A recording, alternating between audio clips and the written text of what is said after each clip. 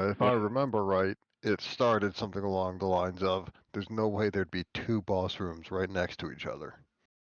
Yeah. Indeed, indeed, And then it ended As in he the second proceeded to room. kick open the door, the boss indeed. go, Uh, "Fine." yep, yeah. Duodecius did use his ninth level spell slot to cast Power Word Jinx, and we all paid the price for it. Yes. Allowing Nesset, scion of evil and prince of dark deeds, to live and spread his foul efflorescence around the world. It's all because of you, Gilbert. Another Septimus has ruined the world. 30 years later. Damn, we're done. The Dark Lord Nephrit's armies march across Middle Earth. It is in the kingdom of Ikbristan. A jungle Zunli used to be a source of rare materials for making dyes, which Ikristan was well known to export. The capital city, Novozan, being known as the City of Dyes. Recently, however, the jungle has become hostile. Those who die in it stand up again and attack the living. The bodies that have been retrieved have been unraisable. And while it used to only be the deep jungle that had this problem, it has spread so far that even at the edges of the jungle, the undead walk.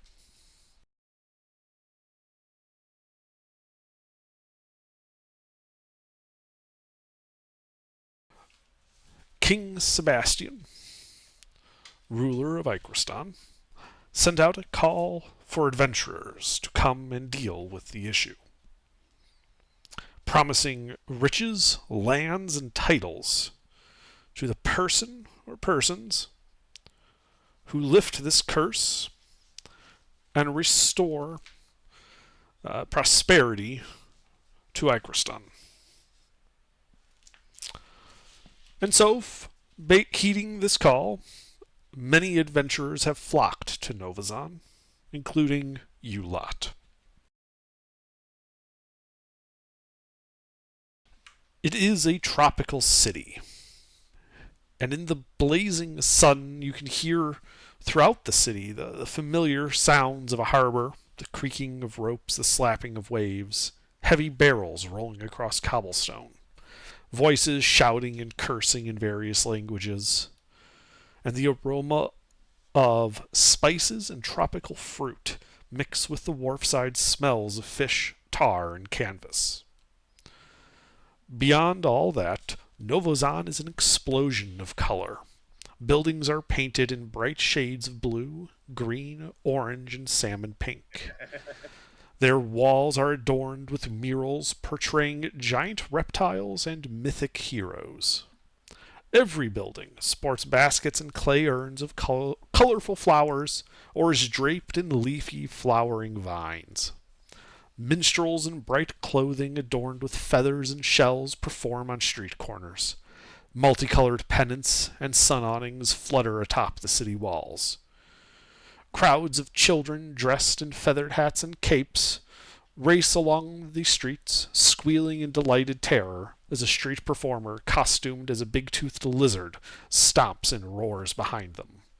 The whole city seems to be bustling, sweating, laughing, swearing, and singing.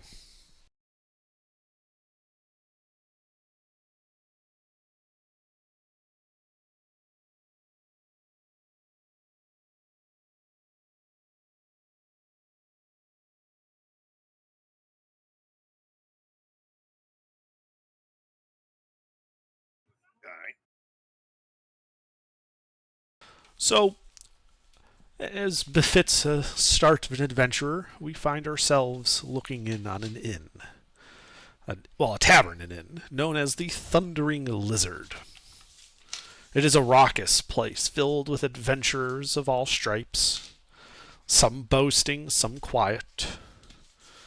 Drinks flow, cards are played.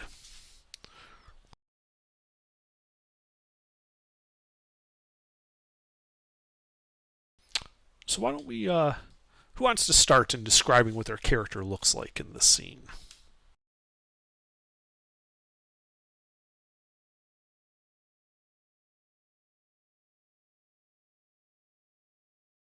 I'll start with a screenshot.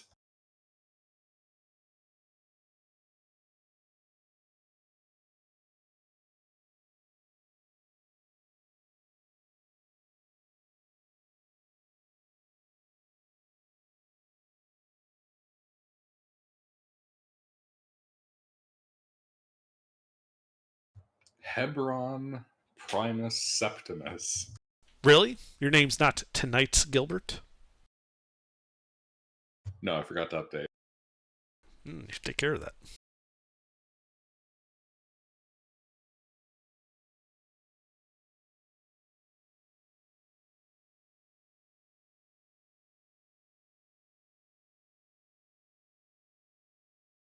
Indeed. But Hebron Septimus, a knight in chainmail and very clearly foreign Ravam equipment, drinking as much beer as he can find. You dwarf? No. Although he does have a shitty little chin strap beard that makes him look like kind of a shithead.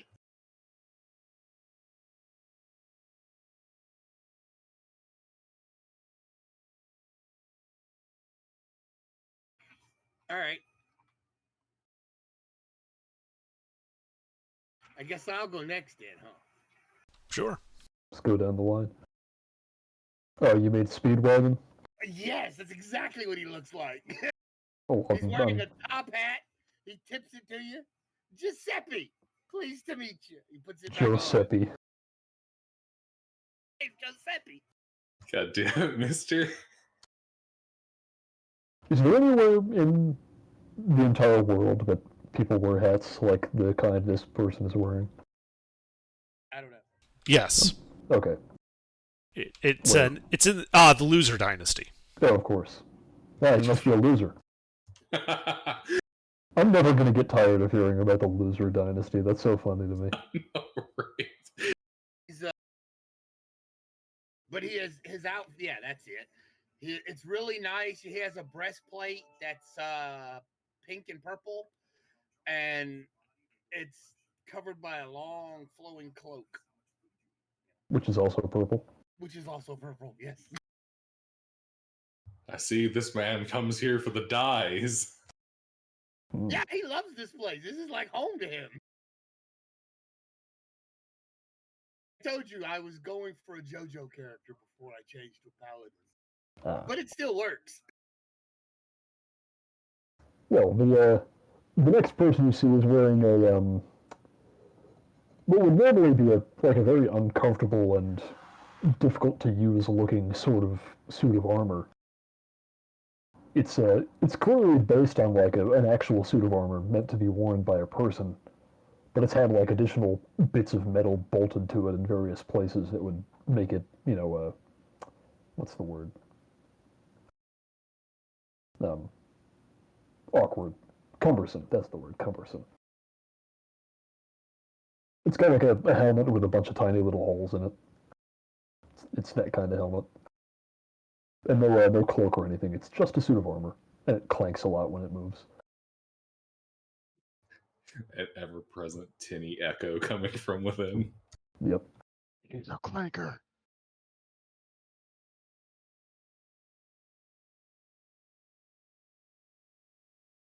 I suppose that would leave me as the last one. River is a tabaxi that is definitely not Mittens in disguise. That would be silly. River, the ranger, is wearing scale mail, darker scale mail, because definitely not a discount rogue. That would be very ridiculous. With a short sword, a plethora of daggers, a longbow, and a shield, and not much else to her name.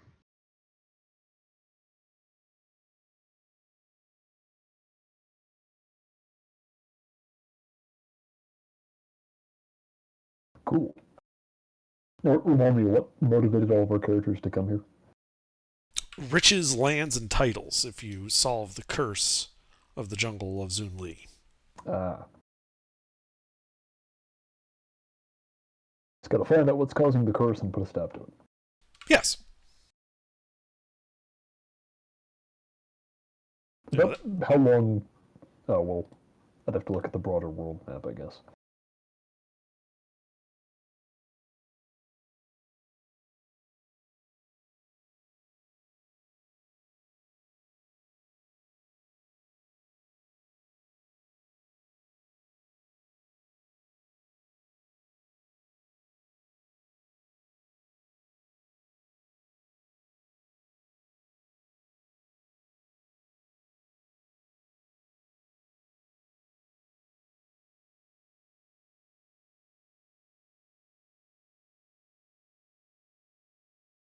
About how long did it take her by ship to get here from Raven? From Ravam? Yeah.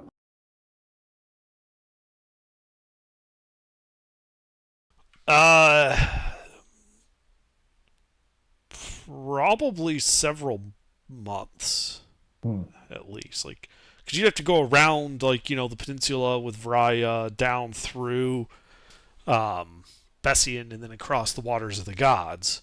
Oh, yeah, it's on the other side. Yeah, Yeah, and then it'd probably be because quicker there to go to land. isn't a canal, you have to then go south around the Vepinids, and then north up past the jungle to Novozan.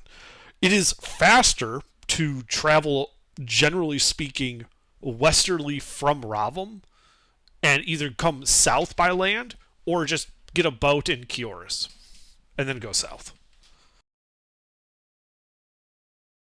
That would take, you know, what is normally like a 4-month, you know, journey around the whole continent, well, half of it at least, to like 1 month where you just walk for a few weeks, go to a port city in Kioris, and then a month on a boat. Oh, yeah, that's probably what she did then. Yeah, then in that case, Muscles has been alive for a little over a month.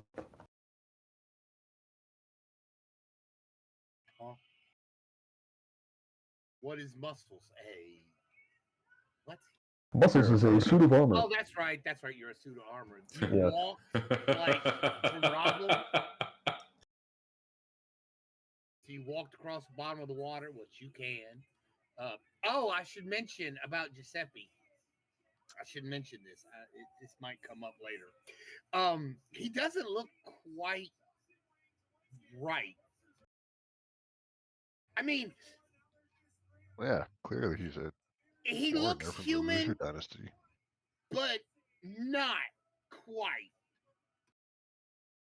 That's called an elf. No, he's human. Well, he's not. He's human-ish.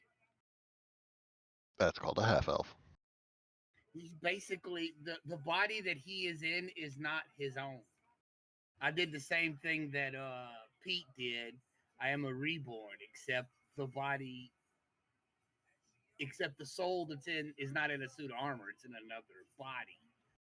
That's called a parasite. Well, yeah. I mean, okay. I'm not going to argue that point, but Giuseppe is a body, is a soul in another body. So that's not his body. Backstory. That's called the Institute now. Well, yeah.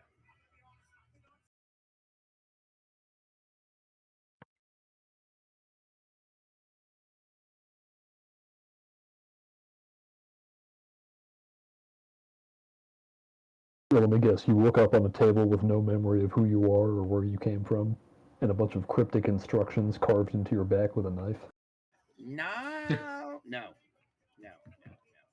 Giuseppe was fully aware of what he was doing.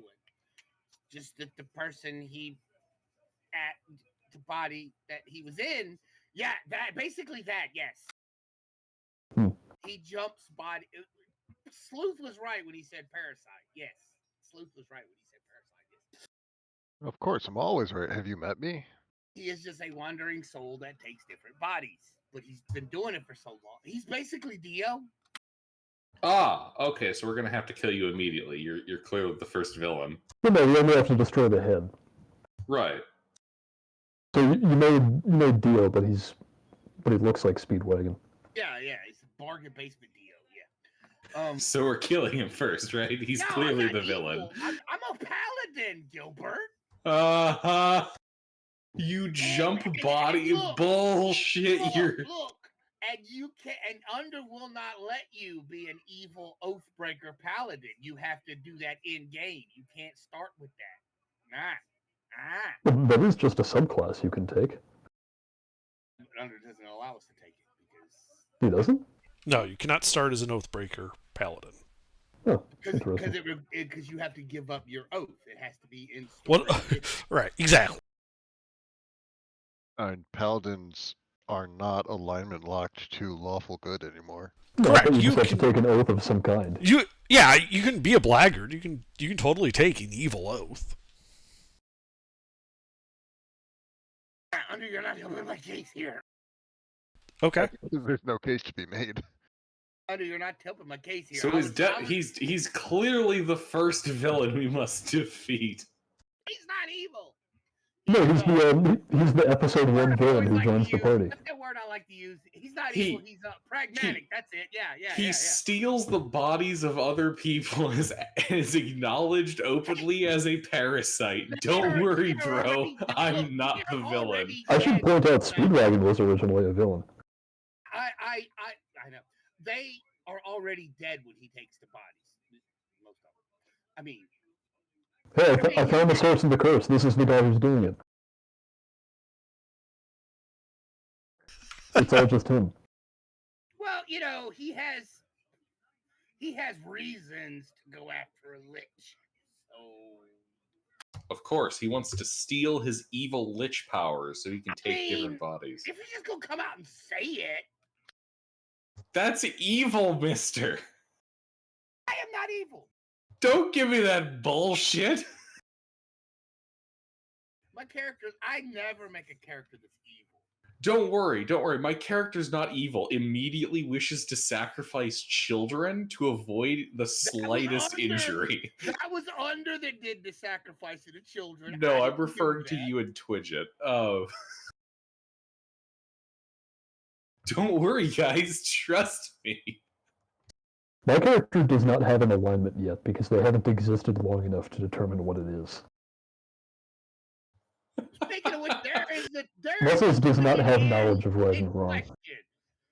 Twidget, did you ever feel that my characters were how do I want to put it? Going to murder you or sacrifice you for even the faintest slimmer of their own not getting hurt?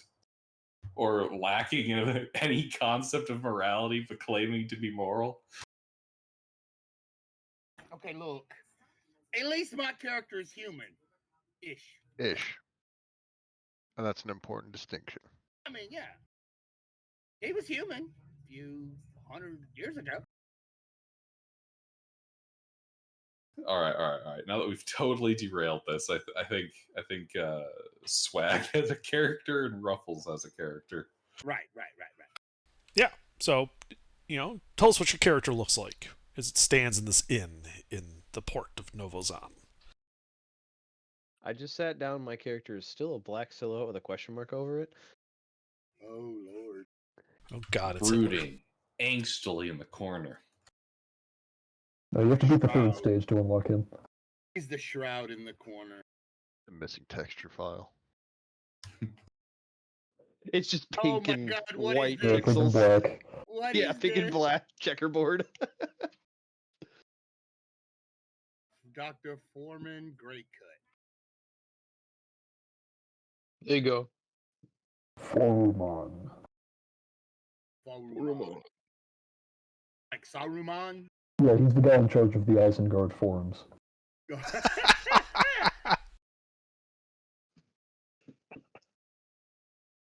Alright. They call him the moderator. What's the current final composition? We have, I think, 2 fighters, a whatever Mister is, Yeah, we already ruled him out. We know. Mister is a paladin that is going to switch and into a cleric. Okay. I'm I'm going to be doing bard for all the rest of my levels, though. Sleuth says he's a ranger, and I'm a fighter. And Sleuth is a ranger. Yep. So 2 Under- fighters, soon to be a bard. Mm-hmm. The thing we talked about, Rogue. I don't remember, but okay. The faction. My faction. Ah, yes. Yep. Oh, the faction. God, here we go. Another freaking. Your faction. What you call it? The faction to do the thing. That What's your character's name, though, Ruffles? His name is Ruffles now. Her name is Timora. Some might call her Tim. I don't know why. No, I feel like I'd probably Tim, go with Mora. No, I like Tim. I'll call her Tim. I Yeah. don't care. Because it gives me that whole joke. I don't think so, Tim.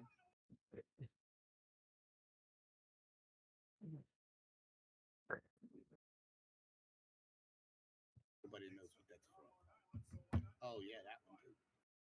Well, Message Rogue is knows. also a girl, though it's not clear how she determined this. Oh, no, No, we have 2 girls with boy names. Well, 1 girl with a food name, but yeah. I fixed my chair. I have 1/4-inch steel plates on it now. I also No feel like breaking there's anymore. a Dungeon Meshi reference in there, Pete. If it is a Dungeon Meshi reference, Muscles, what about it? a living suit of armor. Oh, you know, I didn't even mean that. I completely forgot that the living armors are mollusks. But yeah. I appreciated the unintended. See, I'm not actually referencing Dungeon Meshi. It's me and Dungeon Meshi are both referencing a much older work called Food.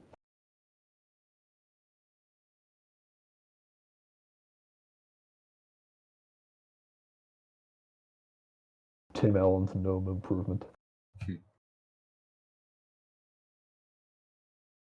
But you guys are, relaxing and partying up in the Thundering Lizard Inn.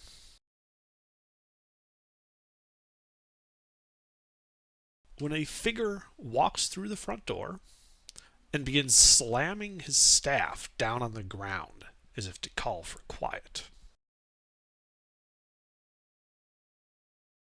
And you guys see, silhouetted against the bright sun outside, a female half-orc dressed in the tabard of a priest and wielding a quarterstaff.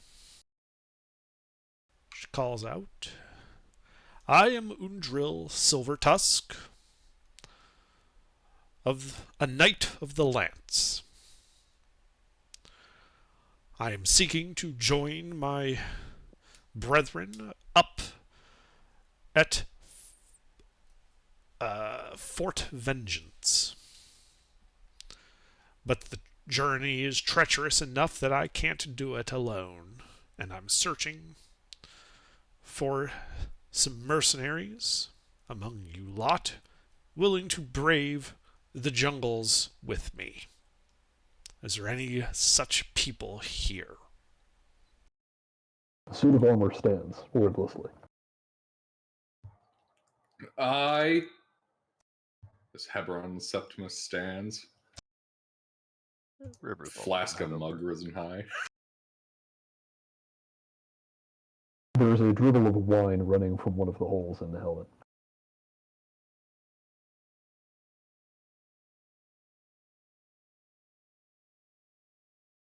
Perhaps the other party members should join us. Well, they're not party members, so until they join. Still figuring out what race I want to be. 1 second. I stand knowing these idiots will need healing. Giuseppe will tip your hat to his hat to your cause. I have a certain animosity towards liches. Good. Meet me at the gatehouse to Mahler's Throat in an hour. I will pay each of you 100 gold if you get me to Camp Vengeance. Would we know what dangers lie between Novazan and Camp Vengeance that he would need an escort like this? Yeah, it's well known that, the undead are, resurgent in the jungles. Like, that's part of this curse. Oh, right, the undead. Yeah, and, plus, dinosaurs and other normal jungle critters, snakes and the like, that are also, somewhat dangerous.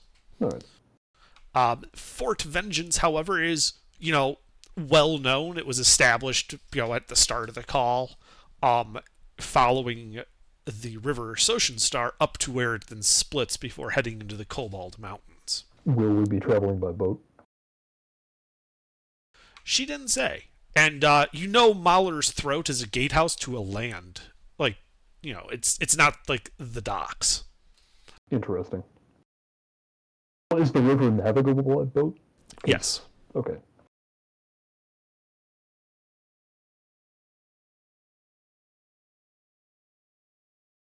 I figure if this person has a bunch of money to throw around at some adventurers for an escort, they might, want to get there faster.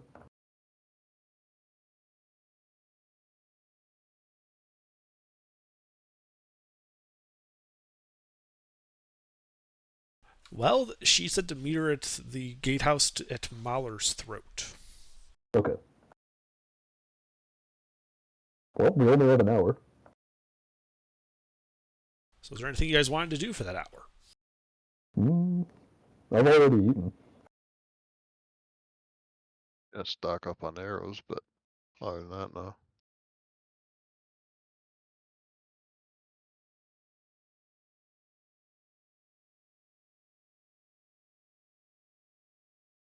Giuseppe's gonna join Hebron in some drink. Yep. Hebron is going to do the two things that he does best and what got him kicked out of Ravam: drinking and plowing. I didn't know he's a farmer. I am going to try to play this son of a bitch as completely against Gilbert type as I can. Okay. Giuseppe will help you. I suspect he'll live all of tonight. So you made a classical paladin. So, You know, the since kind that- Giuseppe can't get drunk as quick as Hebron can, yeah.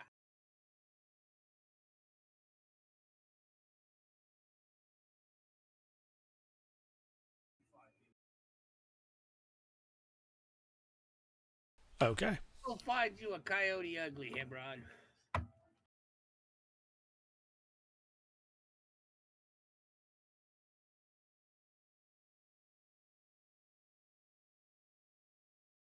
But, as the hour draws to a close, I assume all of you go to meet this priest at the gatehouse to the Throat of Mahler. Mm-hmm. Yep. What is this land? Is it like a farm? No, it leads out to jungle. Oh, okay. Oh, that's what you meant. I got you. Yeah, like the gatehouse is generally like at Mahler's Throat. It's kind of like the way you go if you're taking like if you're trying to enter the jungle via land. It's where most of the materials for like dye making are brought in. Right. When you said to land, I think I heard to a land, as in like to someone's private property. Ah, no. No, there's basically two land gatehouses. One at Mahler's Throat, the other through the Old City. The Old City goes north to the King's Road and heads deeper into Ikerstan. Mahler's Throat heads out into the jungle. And then there's the harbor, which goes out to the ocean. Right. There's...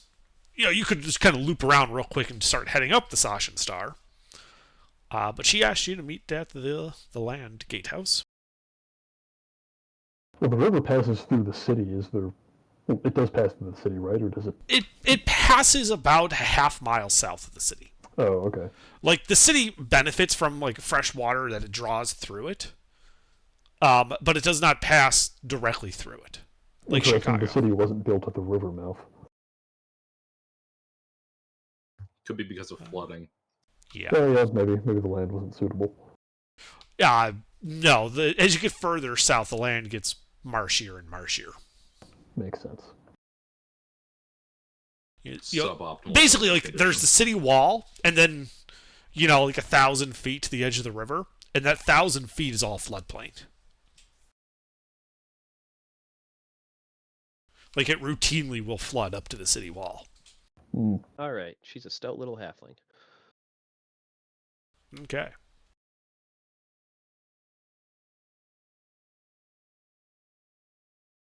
But yeah, at the conclusion of the hour, as you guys walk through the cobblestoned city streets, the sun blazing above head, it is hot and humid today.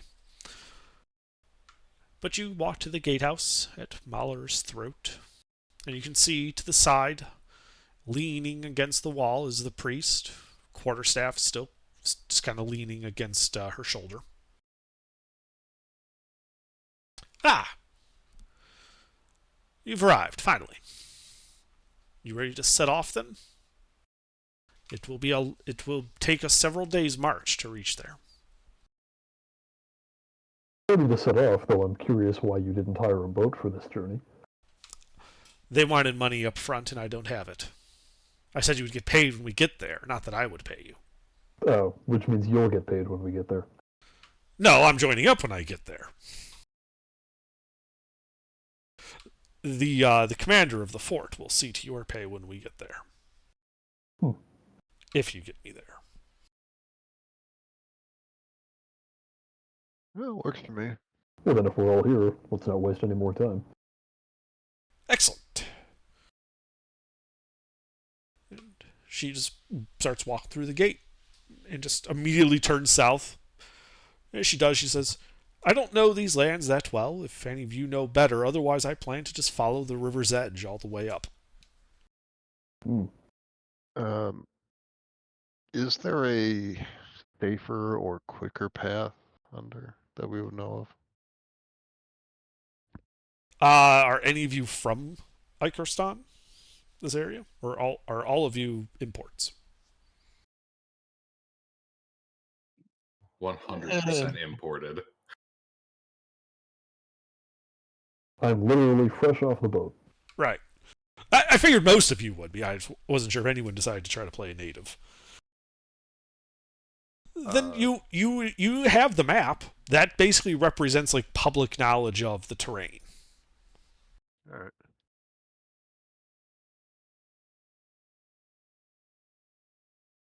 What you would know as a ranger is that jungles tend to be thick and hard to navigate through. So following a known navigational reference like a river is generally the safest way to do it, if not the shortest path.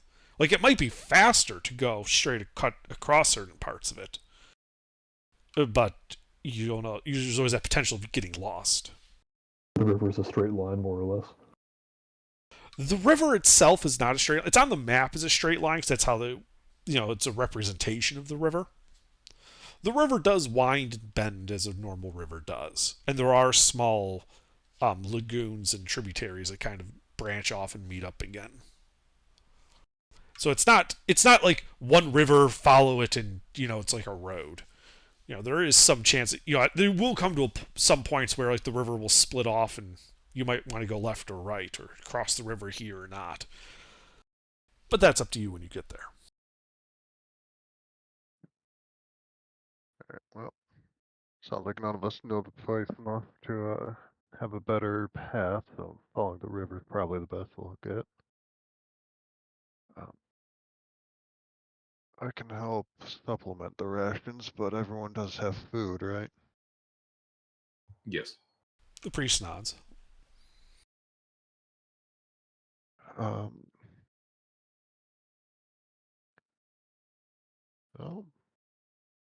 good enough for me. I'm ready to go. All right. So you guys set off. The hot day. The humidity kind of forming a kind of like almost a fog, but really more like of a a haze across the floodplain as you start walking south to the Social Star.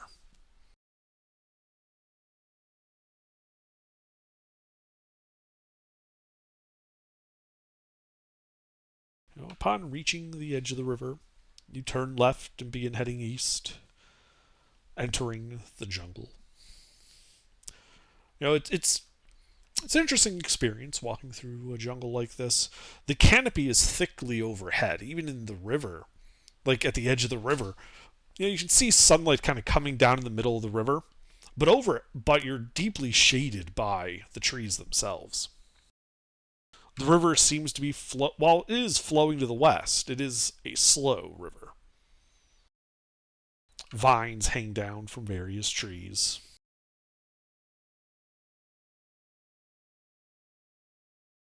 And do you guys want the priest to lead, or is one of you going to try to navigate? If the priest is comfortable leading. I think River might have the best score, and I have proficiency to help. Well, that's what the priest is doing, and that's also what I would do.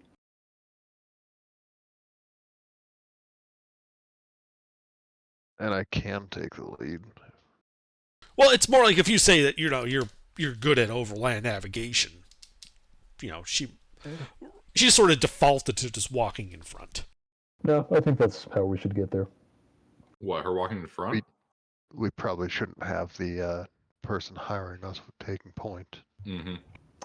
Well, I mean, there's no real navigation involved in following a river. No, there's plenty of navigation involved. River, you should lead us up the river. I can assist. All right. Then please give me a survival check. Survival check with assistance. Mm-hmm. Yeah, that proficiency so I can help. Yeah. Oh, we have the same score. Well, like I said, fortunately for you, following a river, while there is some difficulty in it, is much simpler than walking straight through a jungle. What I mean is you're not going to get lost following a river. You can get lost following a river. If you accidentally start following a tributary that's split off of it. Well, yeah, as long as it doesn't split anywhere. This one does. There's sometimes there are small like depressions and gullies where the water will kind of, not all of it, but some of it will start splitting off to go down into a lagoon. And you could easily walk for a mile in that direction before realizing that this isn't actually the real river.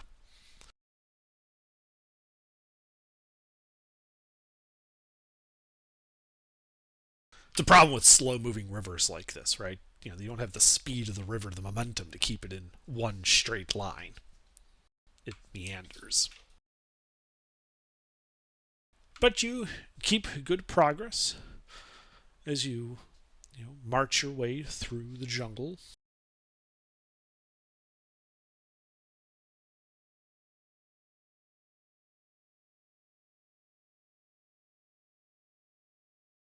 While we're navigating, we should have someone keeping an eye downwind of us, because if anything's going to be smelling us, it'll be from there. Seeing us, it won't give us much of an advantage to focus in a particular direction.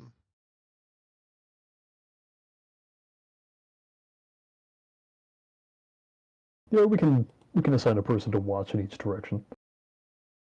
I can watch all the directions. I mean, downwind in particular, because that's what all the scent hunting animals are going to be following us from.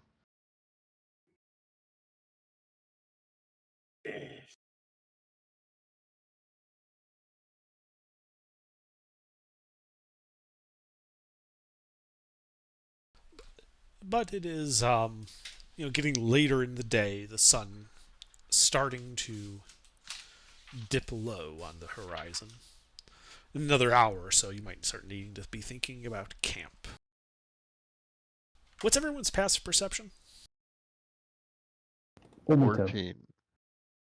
14. 12.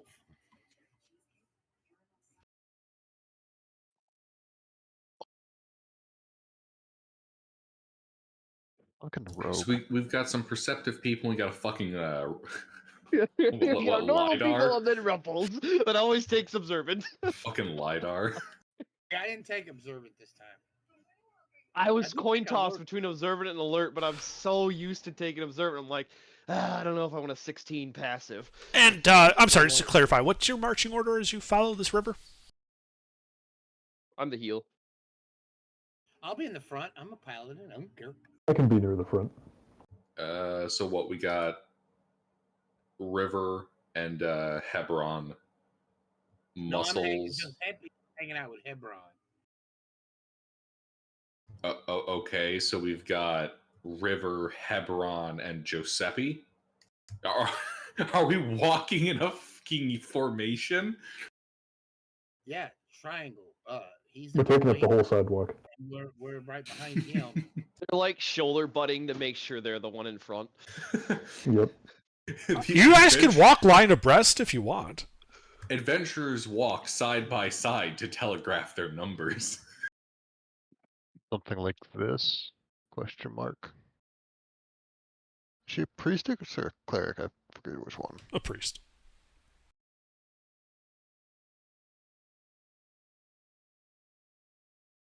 That sounds like a plan. Well, yeah, we put the thief in the back. That works. All right. So you guys are, walking around the river late in the day, and Timora, you hear like a crack of a twig, and in the bushes you see some figures shifting as they start rushing out, attacking you with a loud war cry. You guys need to roll initiative.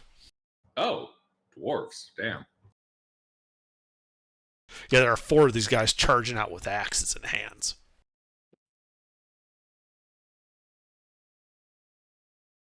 I'm coming. Get home, built the character in 5 minutes. Can't even smoke a damn cigarette. Already got combat. Oh yeah, first roll of the character. Mine wasn't much better. It was only a 2 on the die.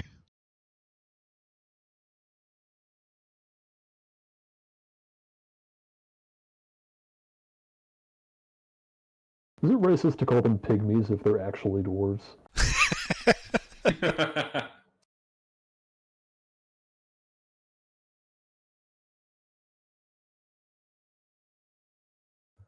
You know, there's a Johnny Quest episode called The Problem with Pygmies I could put on if you want. Well, see, that is the problem with pygmies.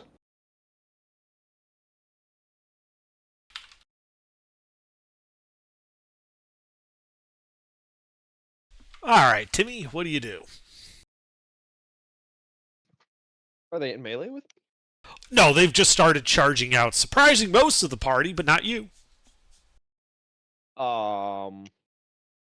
I shoot and displace.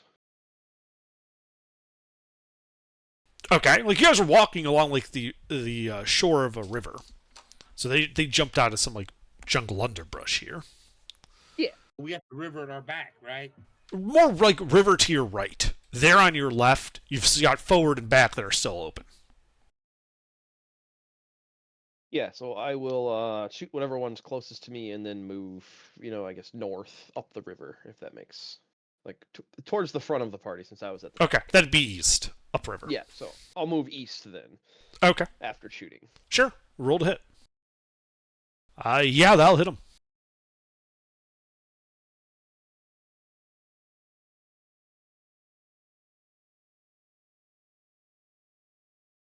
Yeah, your arrows hitting him in the, lets out a bellowous cry of pain. And then you're moving up to the front of the party. Yeah, 25 feet. Okay. Halfling feet. Anything else? Waddle. No. All right, Giuseppe. All right. How far are they? They are 20 feet from you guys. Oh, do you have anything that prevents surprise?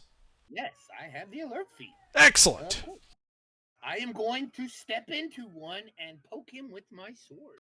Okay, so the closest one's unhurt, or you could go a little bit to your left and get one that got shot by Tim. Yeah, I'll hit the one that got shot by Tim. All right.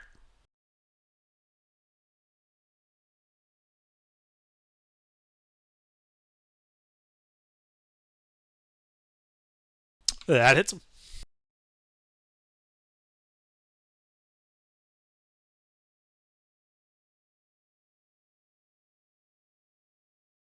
Fuck! 4 points of piercing damage. Okay. And let me make sure that's all I can do. Yeah. I don't think I have any bonus action abilities I can do. So I am done. Okay. Septimus, Yes? your turn. Or do you have anything that prevents surprise? No. Then you are surprised. These guys. Well, let's see. That one guy's in melee with Giuseppe, so he is going to swing his axes at you, Giuseppe. Does an 18 hit you? Damn, yes, it ties. All right, he hits you for 6 points of slashing damage. Oh, yeah, all right. All right, the other three rush into melee, one running right up to Muscles. Does an 18 hit Muscles? Yes. Dealing 5 points of slashing damage. Let's see, that guy's gonna... Where was your formation? Dealing 2 points of slashing damage. Mm-hmm. Let's see, that guy's gonna run up to Foraman. Faruman. Does an 11 hit Foraman? It does not. All right. And then the guy in the rightmost, the eastmost guy... he is going to run up to Hebron.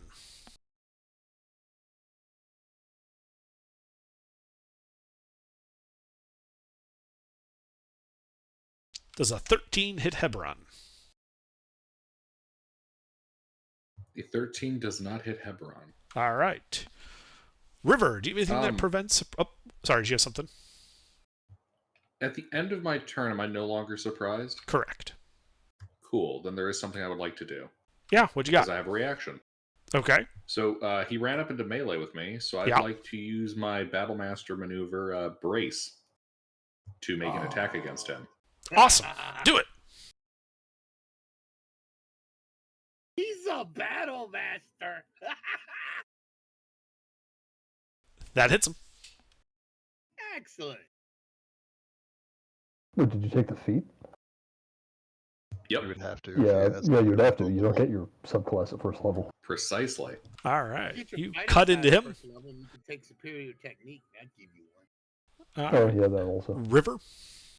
If you take the feat, you'd have 2 at first level. I don't have anything that prevents surprise. Okay. Foramon, do you have anything that prevents surprise? No. All right, you're surprised. Undril is surprised. Muscles, do you have anything that prevents surprise? Nope. You sorry, you say no? No. Okay, yeah, so you're surprised. All right, Tamora.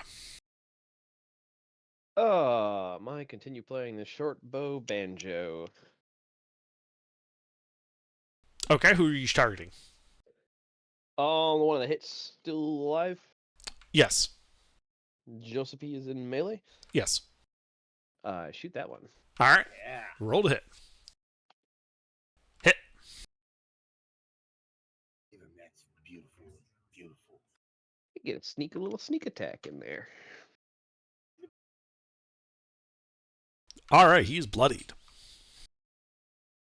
All right. Yeah. No, I don't have anything I can really do. All right, Giuseppe. Notch the next arrow. I'm gonna hit him. All right, roll to hit.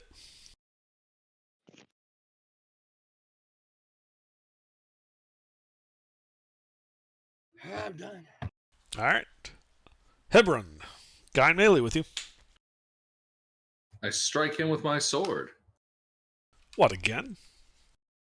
Yeah. No, roll to hit. No. Anything else? No. All right. These guys. Well, that guy's going to try to hit Giuseppe with his hand axe. No. Nope. All right. Got the guy in melee with muscle. Does an 18 hit muscles? Again, yes. Wow. All right, for 4 more slashing. One more slashing. One more. Foreman. Does a 17 hit Foreman? You didn't take heavy armor Oh. class for the living armor, did you? Foreman, does that hit you? No, I did. Yes. Probably I know. Right.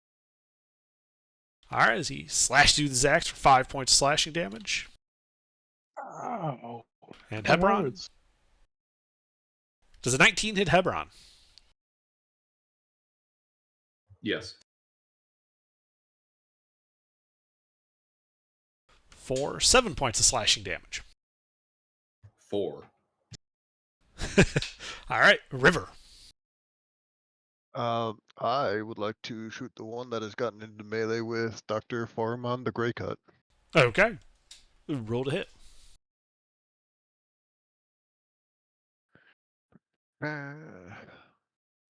Numbers. Does an 8 hit? No.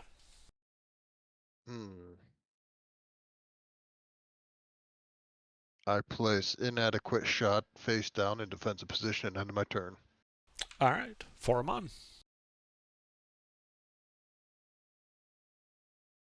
Yes, I would like to hit this guy and play with me. Roll to hit. Okay.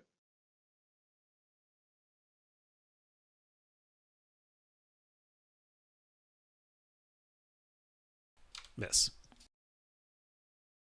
And then I'm gonna move back with mobile. Okay. Are you moving back as in you're backing up away from him into towards the river, or are you going to your right or left to move up or down the formation? It'd actually be better to move up, I think. Okay. So yeah, you move up to where River, Hebron, and Timora are. And then I'm gonna bonus action Shield of Faith on myself. Okay. That's it. Yeah. Let's see. Undril is a bonus action going to cast Spiritual Weapon to strike the one you just abandoned.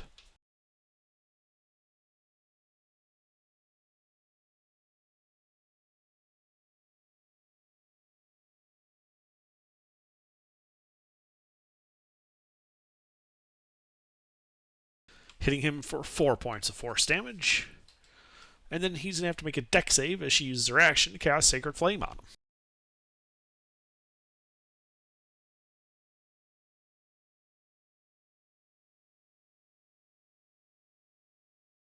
He fails.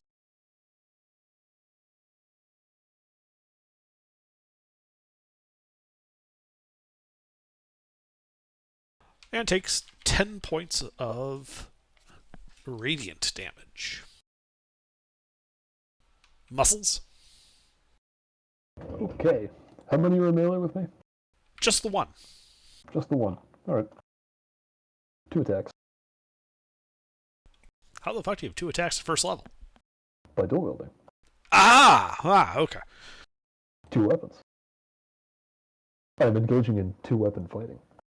Indeed. So, sorry, I thought when you said 2 attacks, I'm like, wait, we've multi-attack no, already? that's Like, what the fine, fuck? 2 hits. Alright.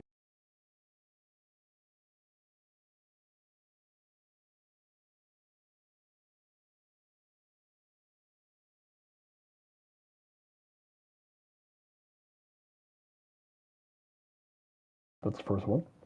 Mm-hmm. And if he's not down after that, then the other attack will also be against him. Not even bloodied. Ah, okay, he's got a bit. Yeah, these guys are a little chonky. They got some HP. Alright. That bloodies them. Okay, that's what I got. All right. Tim.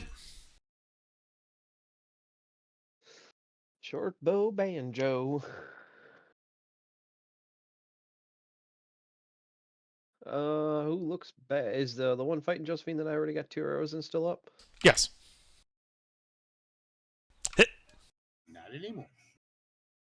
Yeah, we'll see what the dice say. Not anymore. All right. So he falls to the ground.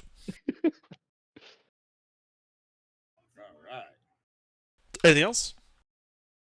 I'm a level 1 rogue. No. I literally don't have anything I can do with a bonus action right now. Yeah, nobody. I don't have one either. I mean, you get Okay. offhand. Joe's. Oh, cool. So that guy in front of you just died. No one in melee with you. Well, how far is the next one? The next one would be about 10 feet away, fighting muscles. I'm gonna join in that combat. All right. Give him a good poke. Sure. Roll to hit.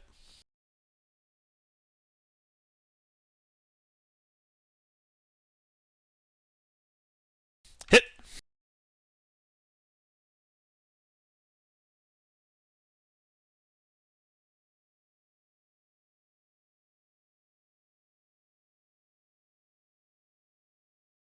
All right, that guy looks to be near death now. And I am doing. All right. Hebron. I use the sword on him. All right, roll to hit.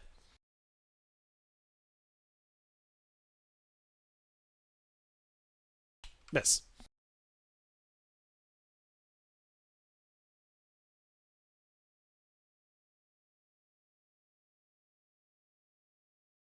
Anything else? No, I'm under level 1. I know. However, some people might have other weird things they can do. I didn't look at your guys' character sheet, so I don't know.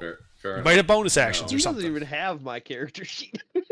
Yeah, Fair- because fair- I know fair I enough, wouldn't look Andre. at them, so I didn't even ask. Yeah, fair enough.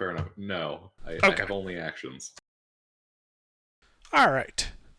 He's a These man of action. guys. Well, the one fighting muscles is kind of getting a little desperate. He's actually going to take the disengage action and run 20 feet into the bushes that he emerged from. You guys can still see him. He's clearly running away. The other guy, however, isn't even bloodied yet. So he's going to quickly run over to Hebron and try to team up on him, take him out before before they're forced to withdraw. Does a 7 hit Hebron? No. All right. The other guy that was fighting you tries to hit you. Does a 12? No. Okay. Do any of you speak Dwarvish? Yeah. Yes. All right. When that guy was running away, you did hear him say in Dwarvish, "Fuck this, fuck you, you're crazy, I'm out of here."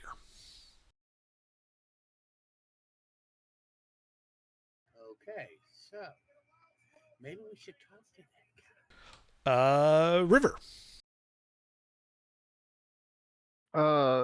We have nothing to gain by letting that guy go find allies. I'm gonna go ahead and put an arrow in his back. All right, roll to hit. 13 hit. Miss. He is half cover from the bushes. I do have sharpshooter. Oh, never mind. That does hit him then. Wonderful. Arrow curves around. I mean, in a dense jungle environment, having sharpshooter is really important because it's real easy to get cover. That's my next fucking. Sharpshooter is so good, it's always. Yeah, always one you up. see him go down. Like, he just face plants down after getting hit by that. Alright, that's it for me. Okay. Formon.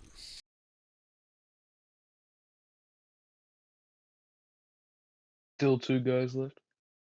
Yeah, there's the 2 guys trying to double team Hebron before you guys killed them all. Okay, I'll walk up behind one, getting into melee with just one. Okay. Yeah, you can do that. It's a guy that had been fighting you. Yeah, and that might hit him. Roll to hit. Oh yeah.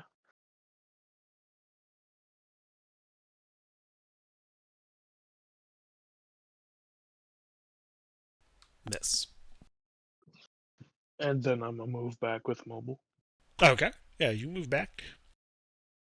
Undril. Well, she's in the director, spiritual weapon. to waltz over and try to hit the same guy that Foramon just tried to hit.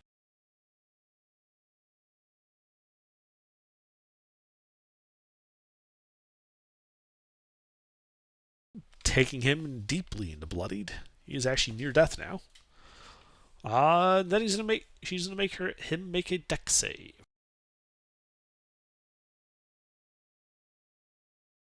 Which he manages to pass, evading the sacred flames. Muscles? Okay, there's only one guy left now. There are two guys. One's near death, the other is slightly injured. Both in melee with Hebron. Like they were trying to double team him quickly and then run. Okay, near death guy first. Okay. Yeah, you can just run right over to him. You know, it's only 20 feet. I assume you have that much movement. Oh yeah.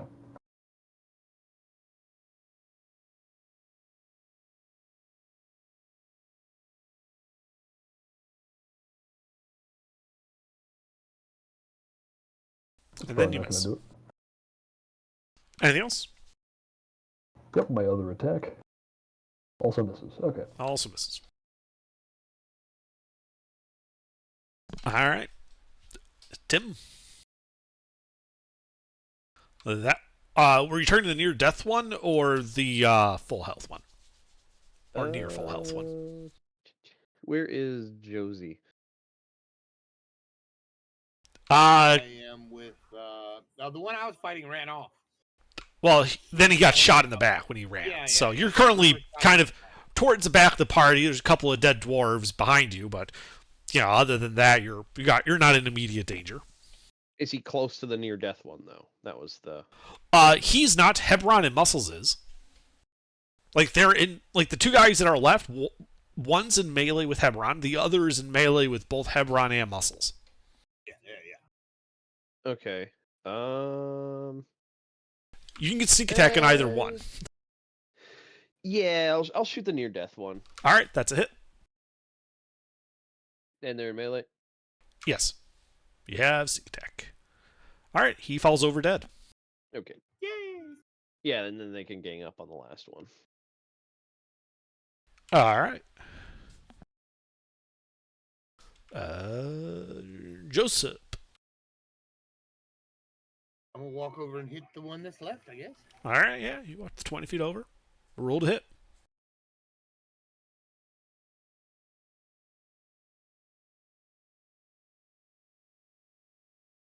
Yeah, I didn't miss. That I missed. missed.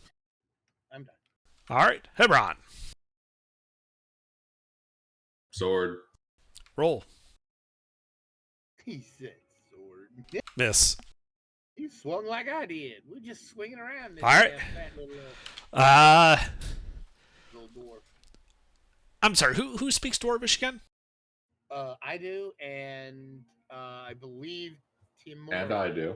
and Eber does. Okay. Fine, I don't speak Dwarvish anymore. Too many people speak Dwarvish. So you hear him say, "Oh fuck! Oh shit!" in Dwarvish, and then he disengages, turns, and starts running. Do any of you have Sentinel? No. Okay. Yeah, so he runs 20 feet, just getting into the bushes there. You can still see him. He isn't hiding yet. But why he said that is you see that first one you killed, Giuseppe, stand up, leaving his axe on the ground, and starts stumbling towards the party, going, Oh, no. This is not good. What the hell have we walked into here? Well, we all knew about this. This is the curse. Oh, yeah, the curse. That's right. Literally why we're here. Oh, yeah. That's why we're Oh my god, the plot! Who would have expected? Shut up, Gilbert. Who So it's turned it? real after all.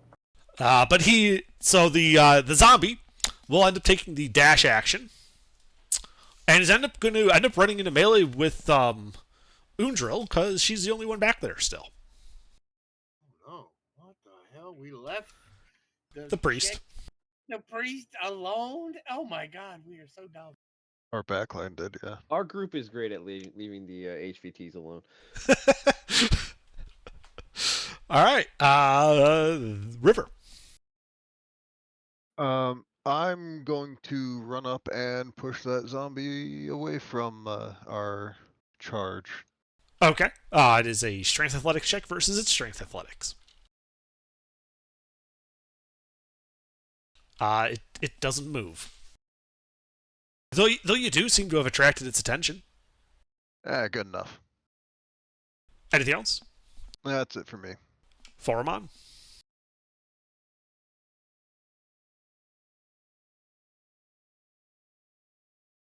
Sorry, yeah, I had to do something. Shit. I don't think I have anything that could realistically deal with something like this. I mean, I could shoot it. It's better than nothing. Dude, it's Yeah, a I'll shoot zombie. it.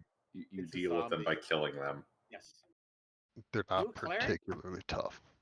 I am a cleric, but a level 1 cleric. Do you have? Cantrips like Sacred Flame, Yeah. I do not have that Soul of the Dead. prepared. Nope. What cantrips do you Prepared have? other stuff. Guidance, light, spare the dying. Oh, I spare. mean, Actually, yeah, spare the dying in this particular campaign is not bad.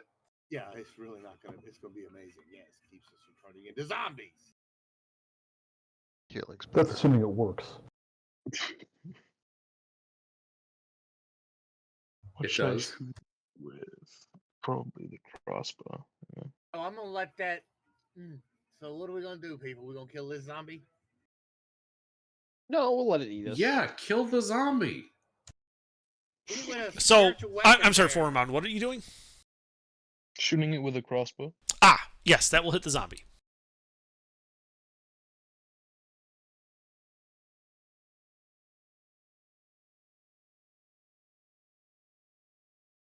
Yeah, the bolt tears into its chest. It stumbles a bit, but is still standing. Anything else? I'll move a tiny bit up the river. Tiny bit. What? Sorry. Up the river?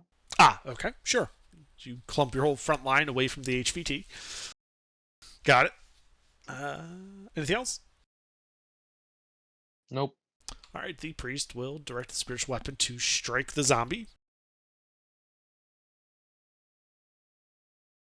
Ooh, we got a priest.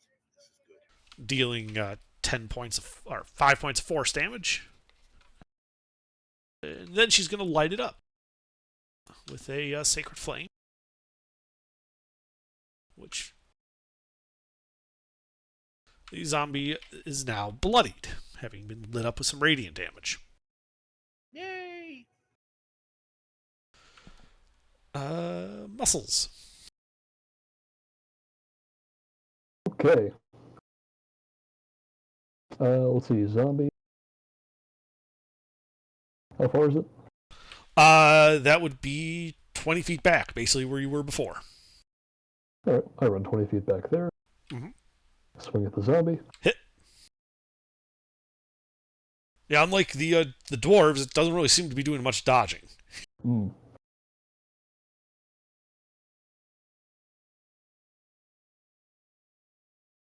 For 14 bludgeoning. Mm-hmm. The zombie still up. The zombie is still up. Wait, no, sorry, my mistake. I skipped over a part of that. It dies. Okay. Did I chunky salsa the zombie? No, it did Okay. not chunky salsa. You basically just took it to -3. Okay. Is there another corpse that hasn't gotten up yet? There are in fact 2 other corpses. One's in Make the a fire. jungle. You can't see it. The other is just laying there on the ground where you killed it. Okay. I would like to direct my other attack against that one. Well, you have advantage, so you can crit fish against it. Oh yeah, right, it's prone.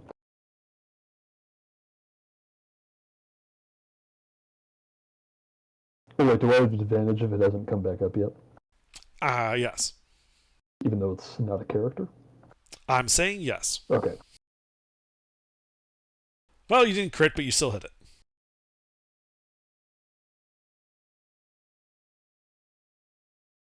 All right.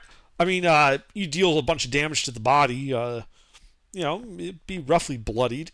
You took the other zombie down by just basically breaking its body, so it's not capable of moving anymore. Yep, I'm trying to do the same thing to this one. Right, you got about halfway there. The Okay, body's well, that's all badly the- damaged, but still mobile. That's all the attacks I got. All right, Tim. Is our non-undead friend still He's facing away from you in the bushes, 20 feet away, running deeper into the jungle. Away from you guys. 20 feet away? Yeah, he only had a 20-foot move speed and used his action to disengage. Well, I'm gonna make him hate himself. I walk up Okay, and I poke him with my short sword. roll to hit. You know they turn into zombies. Yeah, but it takes a second. Better deal with an extra zombie now than reinforcements and more zombies later. It's true. We kill him now, burn the bodies. Good. Also, zombies are XP. All right, 8 piercing from the short sword. Okay, yeah, it looks like you poke him in the ass. He lets out a bellow of pain and rage, but he doesn't seem to be turning around. Anything else? I tell him no running. That's it. He replies back, "You're crazy." Giuseppe? The distance to the dwarf, Which one? the one that's running away. 25 feet. I'm going to shoot him with a crossbow. Roll to hit. He has half cover.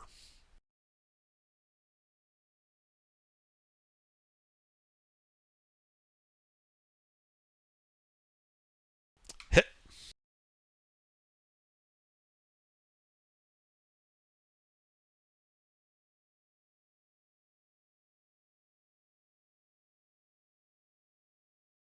Well, he's 4 bloodied. points.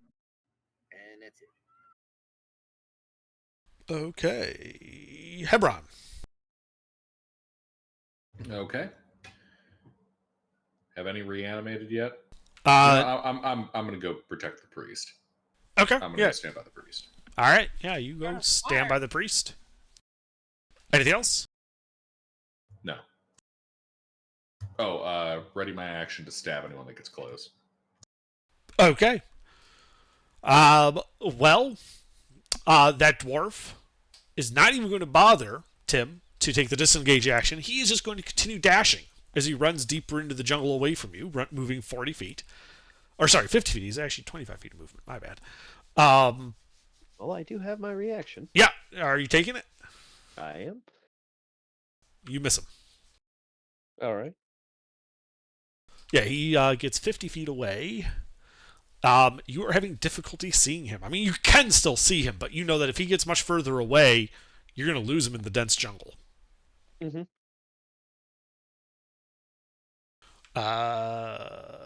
That's that guy. With a moan, the other guy about 30 feet to your left, Tamora, stands up in the bushes, begins stumbling closer to the party.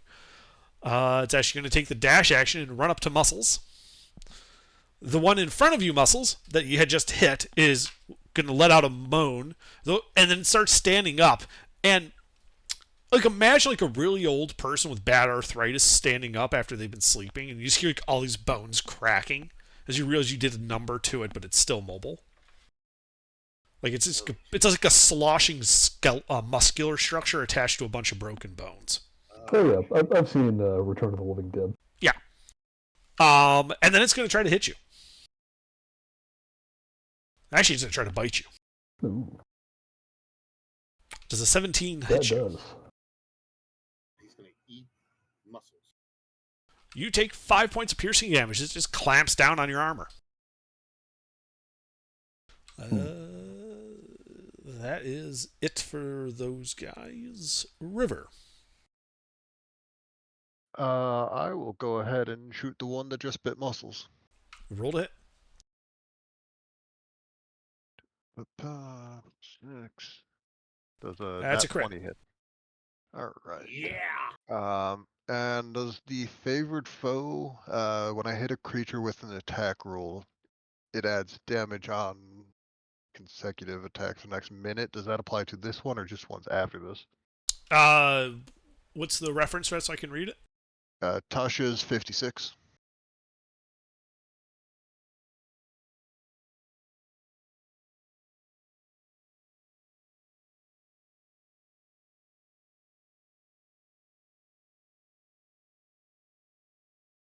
the favored foe.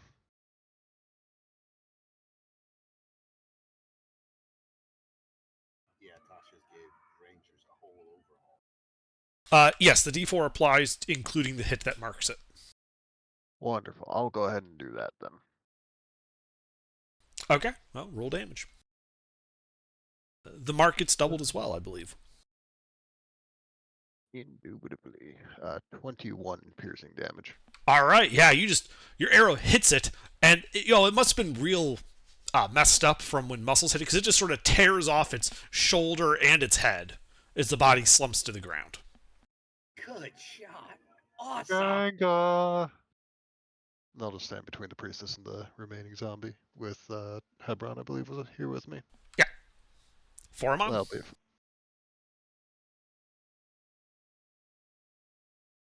Is there still another one left? There is a single zombie left in melee with muscles. Oh, I thought that was the one that was. And then there's the one that ran from Timora. You cannot currently see it. It ran deeper into the jungle, like 50 feet away.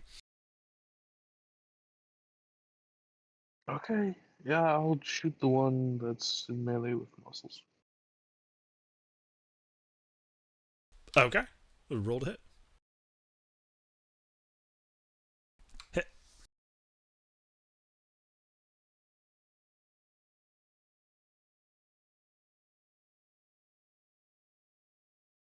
Alright, do some damage to it. Anything else? Nope. Undril will direct the spiritual weapon to strike the zombie.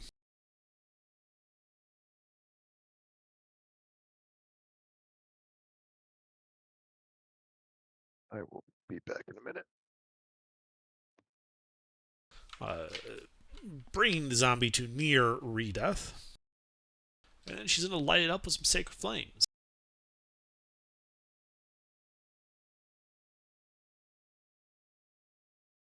As the zombie is burned to ash. Muscles, do you do anything else? It's your turn. Are there any zombies remaining? Or corpses that haven't risen yet? Nope. All three corpses turned into zombies, and those zombies have been dispatched. It's more, are you guys going to pursue the dwarf that ran into the jungle?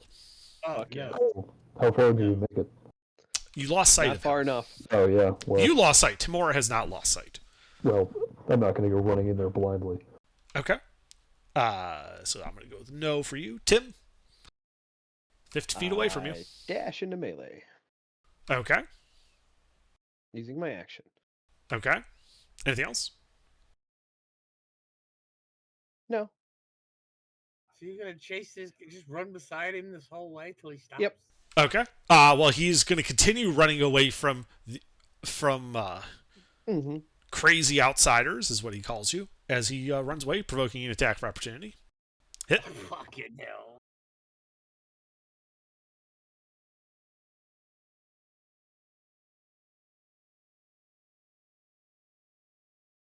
Six more.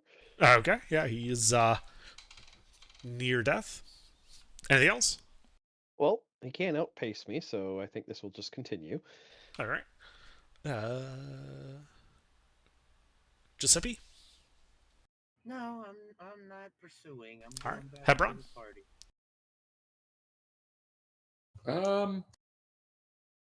I'm just gonna guard our charge. Okay. This guy's going to turn and start fighting you tomorrow. Okay. You think the girl's coming back? Does a 21 hit you? Yep. Gets off by himself, gets killed. Ah! He deals 5 points of slashing damage with his axe. Uh-huh. But he doesn't move. River, That are was you a doing anything? mistake. River, are you doing anything? Is the zombie dead? Yes. I'm just keeping watch, holding an action until the Alright. party's back together. Foramon? Anyone looking specifically like bad right now? I don't know. Is anybody bloodied in the party? I am. By a lot? He hit me for half my hit points. You can walk it off. Alrighty then. That's it. All right, Undril, seeing that you are in fact bloodied, that was actually going to be my question on her turn, is going to walk up to you, Giuseppe, and cast Cure Wounds. Oh, cool. I think it's always good to have a good priest in the party. Healing you for 4 hit points. That'll work. Look, And a then she useful remarks, cleric. and then Yeah, she remarks, I was if having- that idiot gets killed in the jungle, she's not going to get paid. Muscles? Yeah, more for us. Yeah, I'm not chasing after that. All right, Yeah, I Tim. don't care.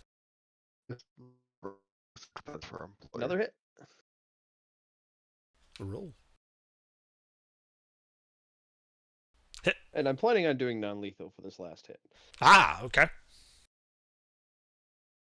Believe it or not, he was planning on non-lethaling you too, because he doesn't want a zombie chasing him. He goes down. He's unconscious. All right. Tamora hogties him and drags him back. All right. You guys are out of initiative as you drag him back. She came back. Wow. The priestess And just she looks at brought you, Yeah. Tamora. Just raises an eyebrow. Let's see if this one talks. It's also better than them going to Oh, they fetch always reinforcements. talk. They may not tell you what you want to know, but they will always talk. Or scream, whichever comes first. Oh, if we're going to be performing the interrogation tonight, I'll go ahead and get camp set up. Yeah, it was getting to that time, right, Under? You have another hour or so of marching. We can drag him along. I'm Okay. more wondering why we care about the dwarf. Well, we don't Might want to have kill information. him because And that Yeah. too. yeah, we don't want to kill him. He'll turn into a zombie. We want to find out. We can threaten him to become a zombie, and usually that'll loosen people's tongue because we show we It'll don't give us care to go information after about the him. local territory, which none of us have, Gilbert. Yeah. And also, no zombie. I don't think the zombies are particularly a threat by themselves. Yeah, Whatever's more so the create- horde mentality. But still, regardless, none of this party nor the person we're escorting has any information about the local territory. These guys are sapient humanoids that most likely have information about the local territory. Why would I kill them? We can find some information and learn. And then afterwards we can kill them. If Yeah, that's, stake them in the if river. it's- If that's what Let the you fish do the really work. want. Yeah. Can't be a zombie if you're always drowning. What? Well, you can. Your body, you would drown. Your body would turn into a zombie. But since it's staked in the bottom of the river, it couldn't get loose. You And the want to fish would reconsider that eventually eat it. that thought process there? I didn't mean like, a zombie. I meant a threat as a zombie. Oh well, yeah, You It'll can't be get a rid of problem someone. if you're staked at the bottom of the river. it's true. Fish will eat it. Then you'll have zombie fish, which is a whole nother movie. I think I'd watch that one actually. But that does bring up an interesting question. Is it only sentient humanoids that are turning into zombies, or all animals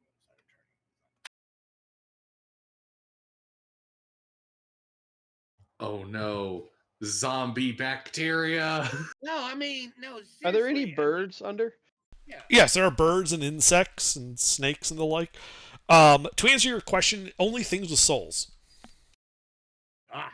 So oh, generally sapient creatures, right.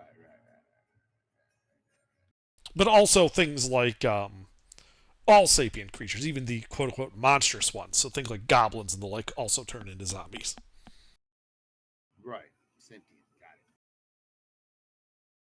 Got it. Yeah, but insects, no. Bacteria, no. Snakes, no. Dinosaurs, generally not. I caught that. Generally not. You caught that too, didn't you? I Gonna don't know, fight some Alina. zombie dinosaurs? What? Well, they're animals. Of course they can be zombies. Oh, that'd be so. That's gonna be so cool. All right.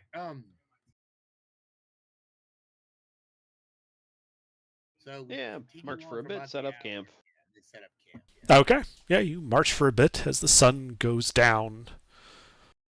While the temperature gets a little lower, the humidity gets even thicker.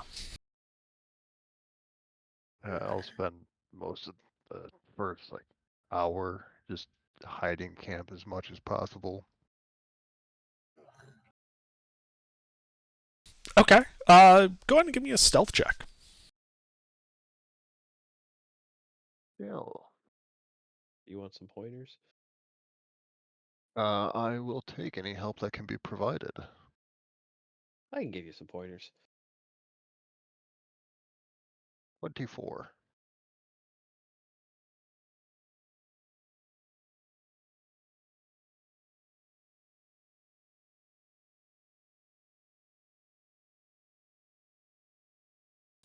Okay. Yeah, you guys make a nice little dugout, covering it with fronds and leaves.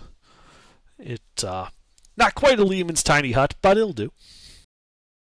It also is hard to see unless you walk right up on it. That is perfect.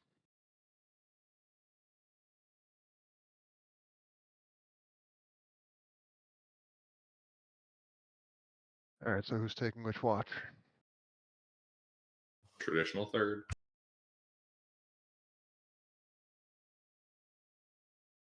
I can take first if... Well, I only need 4 hours of sleep, so I mean, I can rest on half the amount of times. Yeah. Alright, I'll take first. Tamora, you take second. Okay. And then Giuseppe will stay up for third and fourth. Hebron, you're on third. Foreman, can you take last watch? I'm fine with whatever. So just put the chat and the watch order in chat, please.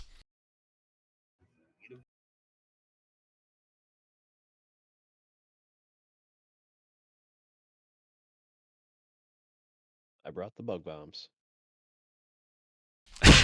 you bought incense? Of course I did. You That's too? fucking Schult. How many did you buy? A bunch. 50. Yeah, between Gold. the two of us, we'll be set for a while. Yeah, 5 gold. Totally worth it.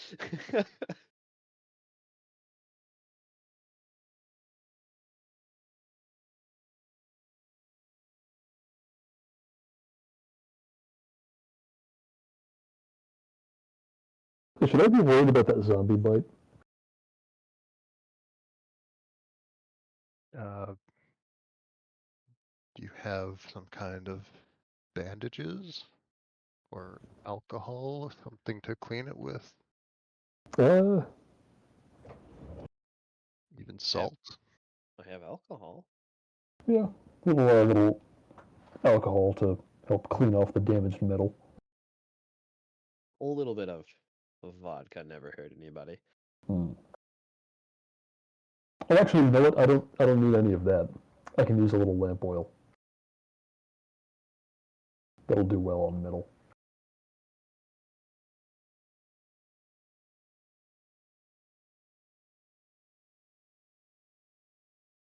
Wait, you're an animated suit of armor, aren't you? Yep. Do you even need to worry about being turned into a zombie? I can still get sick with regular diseases. It's just harder. And yes, a sentient suit of armor can become an undead. Yep. How the fuck does plate mail catch the flu? It's not the plate mail. There is still a soul in here. You see the muscles that exist between the plates of metal The puppeteer the golem. body. The golem How the is fuck does the soul catch a flu? Who knows? I'm kind of down to see it happen. No, a soul catches the flu because it wasn't blessed when it sneezed. Well, you know how people say bless you because they think your soul is trying to escape out your body? Well, this is what happens. That's silly. Souls don't escape out of your I body thought it when was you the demons sneeze. trying to get in. No. It might vary depending on the culture.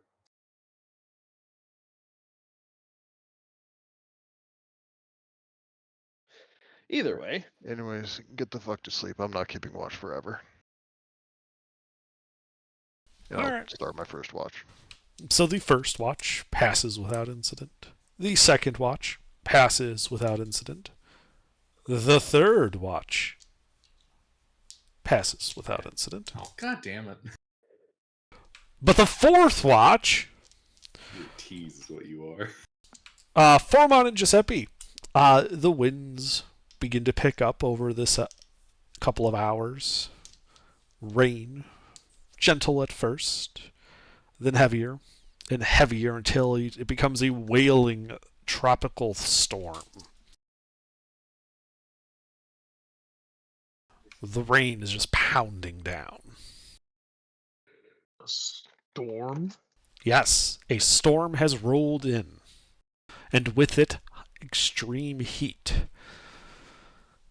What? The sun rises, though the light doesn't really get much brighter due to these thick storm clouds overhead. The temperatures are easily in excess of 100 degrees, humidity is at 100%, and it is storming. It is a miserable day, but you have all had a successful long rest. Good thing I got this tent. Miserable for Yeah, I all have of a you. tent too. Cold and heat bother me none. I have a tent as well, a 2-man tent. I just climb inside of muscles to sleep. You're gonna have bad dreams if you do that. Well, they all got tents. I'm going in the tent too. I still would like to stay dry. Wait, hold on a minute. Do we have enough tents for everybody? I've got one 2-person tent. I have one 2-person tent. I have one I can split with the priestess. So that just leaves 2 that aren't tented. The suit of armor, which is fine. No, the suit of armor can stay over here. I have to maintain my armor anyway, so we'll keep all the armor maintaining equipment in the one tent. I can get behind that. I'm fine with sleeping tentless. The doctor has to sleep outside. The doctor with the soldier back. I would have bought a tent if I knew we didn't have enough to sleep everyone who would be going on this journey. I'm okay with retroactively saying you bought a tent. You just didn't think Okay, about it. I bought a tent. Just mark off the gold. Yeah. Yeah, it's the first day out of town. You could very easily have. We could say you bought a tent. It would not be that hard. Mm.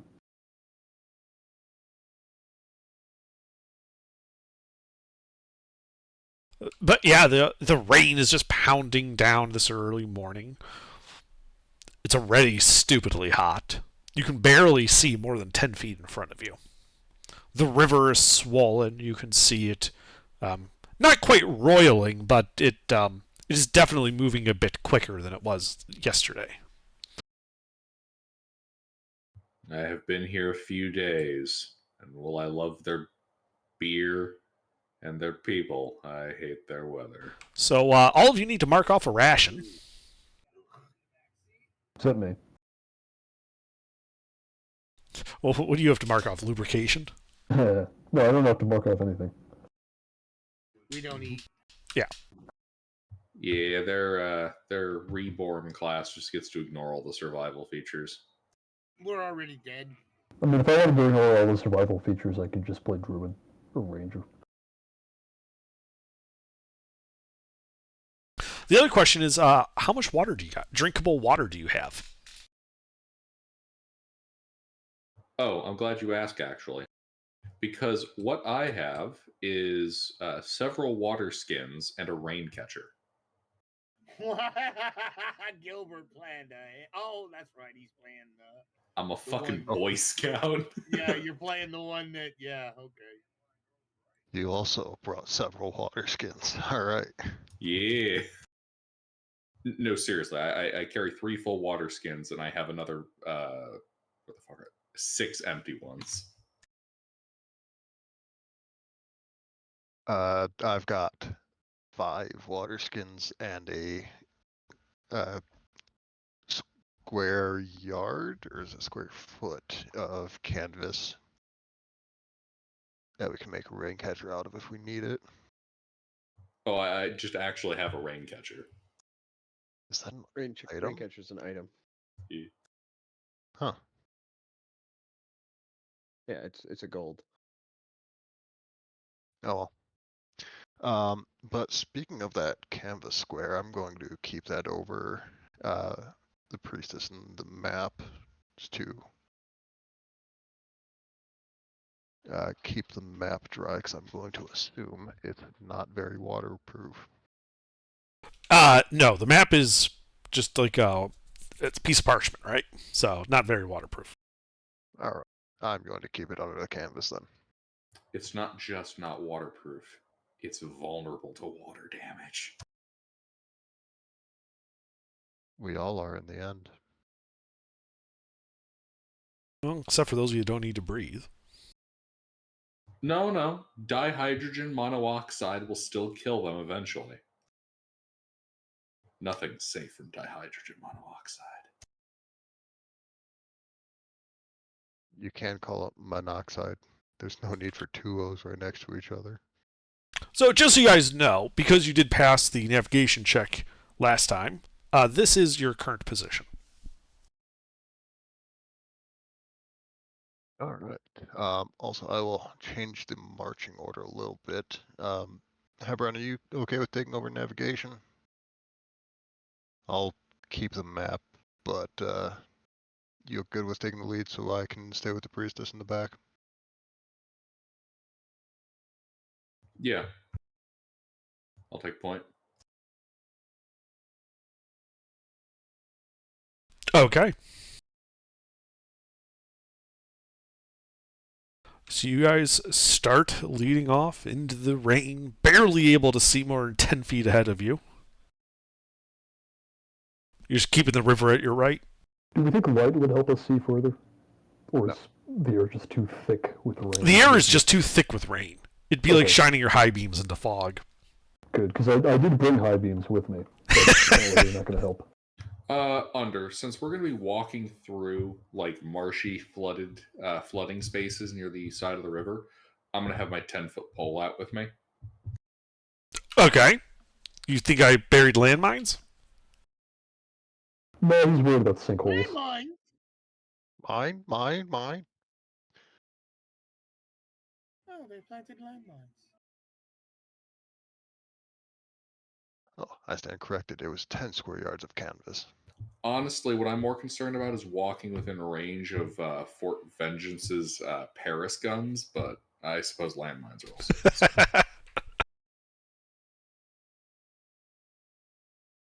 By the way, if our artillerymen could hit us at this distance, in these conditions, that's impressive. Good on those guys. Well, if they can hit a grid square, then they can hit a grid square in any weather. With enough ammo, they can hit anything. Well, it's more than they've got artillery that can lob shells over 200 miles away.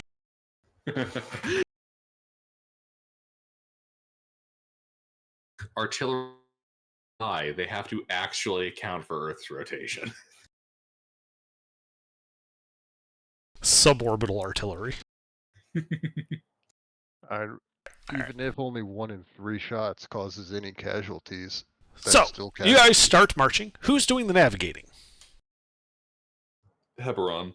Okay. Hebron, give me a survival check at disadvantage. The disadvantage is due to the fact you're doing it in a fucking tropical storm. I'll be helping Hebron from Help behind him. can still help. It would make it a flat roll. Yeah. Guidance. Wait. Would that help? Okay. This isn't bankruptcy. You can't just declare it. You have to roll it. I know.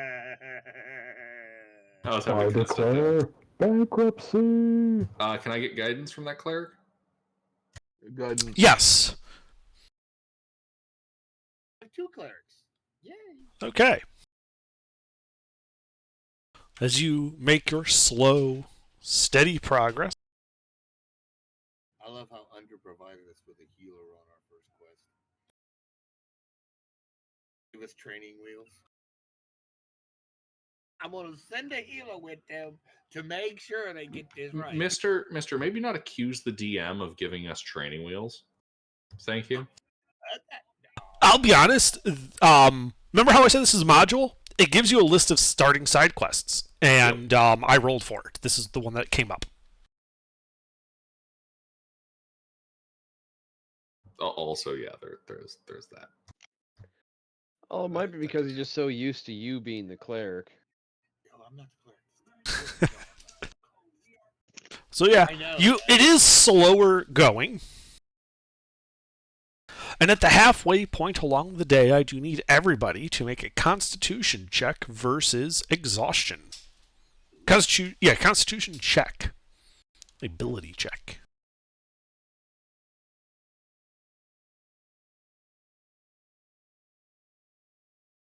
Not a save, a check. Yes, it is a check. If anybody's a level 2 bard somehow. What's the difference?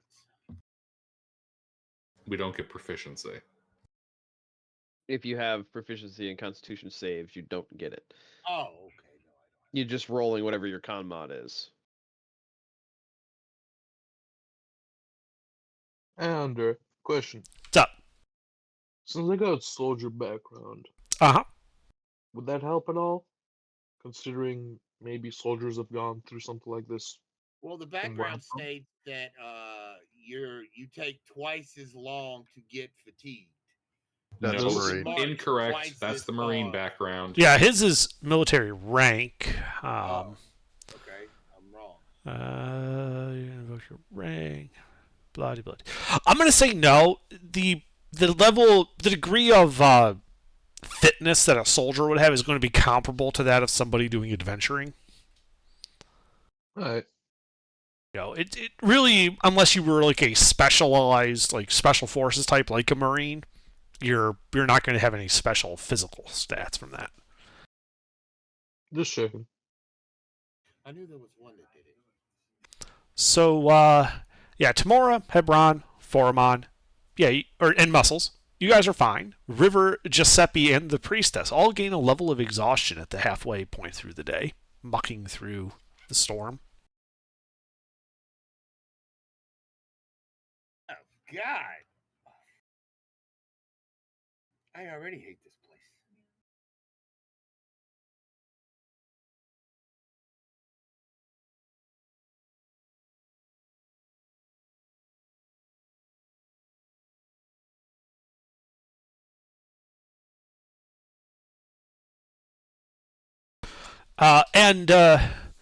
As the day goes on, the rain does get lighter and lighter. You know, the storm only lasted about 6 hours before lightening up to just a normal storm. Normal heavy rain here. And, Hebron, what's your passive perception? My passive is 14. Okay. So you're going around and you stick your that pole you were having, because you can see maybe 20 feet now that it's just normal heavy rain. And you stick your pole into the muck in front of you, and you hear hiss as a mud-covered snake suddenly jerks up at you, and you guys should roll initiative. Wait, how big is a snake? It is a medium-sized creature. Oh, okay. It is a giant snake. I was gonna say this is a 10-foot pole. Yeah, and it's a Reminds me of giant the, snake. Reminds me of the what's your passive again? 15. Oh yeah, you hear something over in the alleys. Alright, I turn and look. You see some spiders. But you said I heard something. Yes. Giant spiders. Fuck this shit, I'm out. I'ma just take my stuff and leave. I got it somewhere.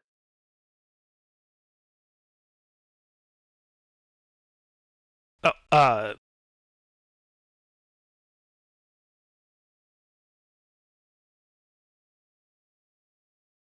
can somebody roll for the priestess just a flat d20? 15. Thank you.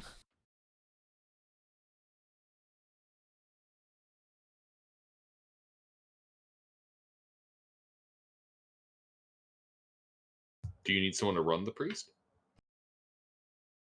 No, I got her. All right. I think it's more. He I had had to look up her name again.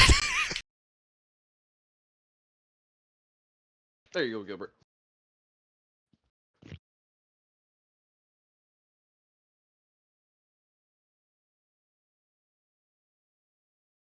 That is so unbelievably fucking cursed. I hate it.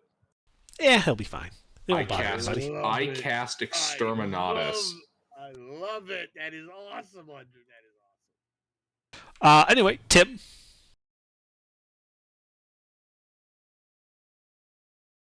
I go first again. Okay, sorry, I was doing dog stuff.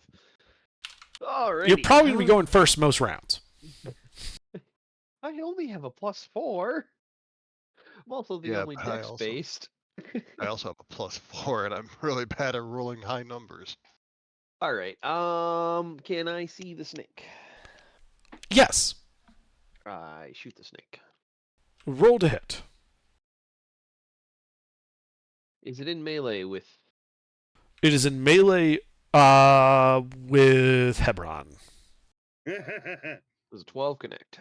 A 12 does... hold on. Oops. Wrong stat block. That does not hit the priest. It also does not hit the snake. Oh, darn. That's it. Unless I can get a better angle, but I don't think so. Not really. The snake is going to lunge at you, Hebron. Does a Oh. 9 hit you? No. Okay. Also, What's up? he dares get in melee with me. He started in melee with you. Oh, let me check what Brace does again. He did not move. Okay. All right, but he missed, so it's your turn. I stab at him. Roll to hit. Yeah, he was just laying down in the mud and the muck, and yeah, you poked him before you stepped on him, so good on that, and you hit him.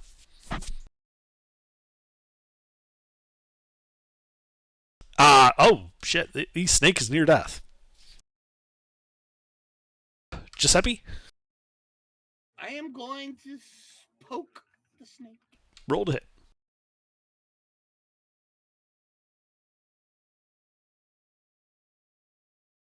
Hit.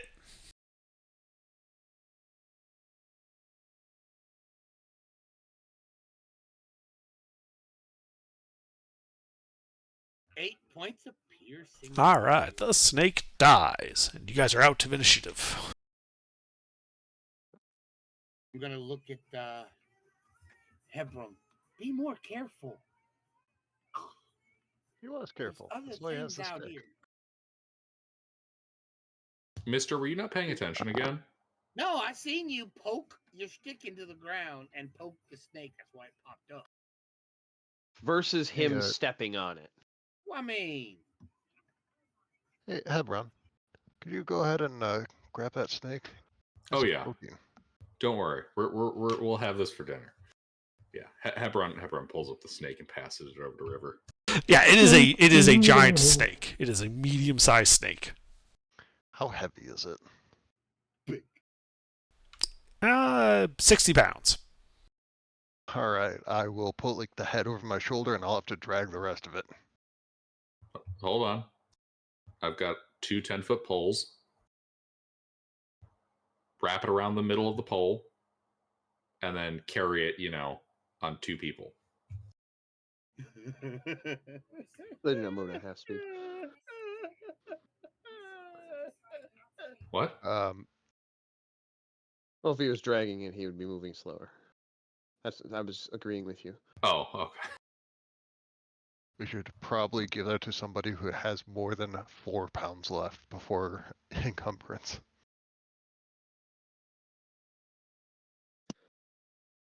Well, not me. I refuse to build a rogue without dumping strength. Muscles. Uh, Giuseppe or Foraman, help carry the snake. That's dinner. Okay. Muscles will help carry the snake. I will help carry this. Yeah, it's draped on a 10-foot pole.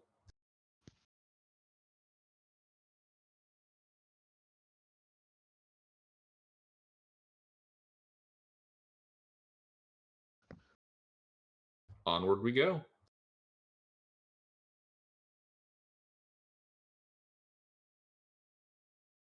All right.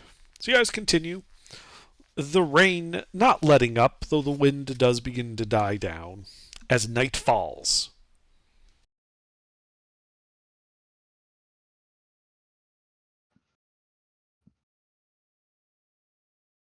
All right, let's start cooking up dinner. Mm-hmm. Set up the camp. Okay. So who's cooking and cleaning the snake? I have cooking supplies, but I'm not proficient with them. I mean, Heberon and River are both proficient in survival. Point is, I need someone to make a survival check for cleaning the snake and then preparing it for eating. I I'm will also help proficient Hebron in with survival. that. I will Wait. help one of you with that. What? Wait. Why are you helping? Why? I have We're F&D. all fours. Oh, okay. All of our survivals are the same. Let's help River. River's the ranger, and us should do it. I have exhaustion though. Oh, okay, fair enough. I'll do it.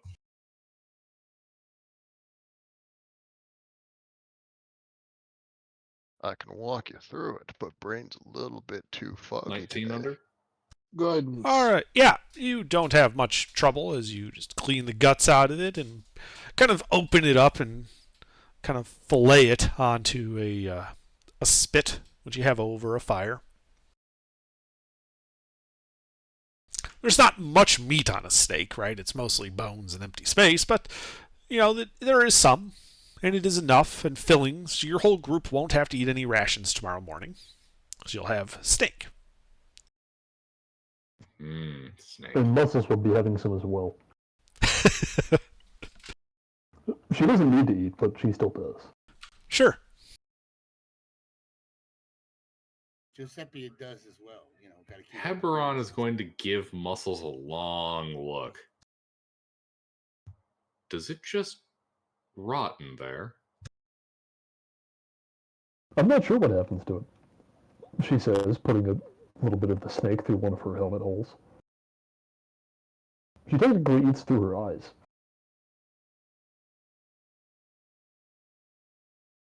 Well, don't worry. If he starts to smell, I have some perfume. Here, watch this. And she puts like a long tendril of snake meat, like in through the hole, so that a bunch of it disappears out of sight. And then when she pulls it back out, that part of the meat is missing.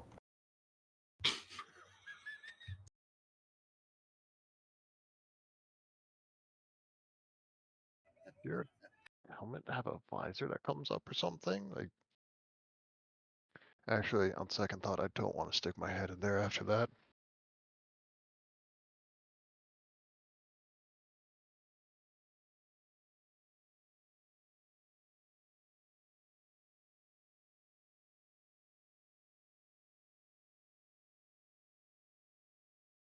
Are you guys setting the same watch order? Yes. Sure.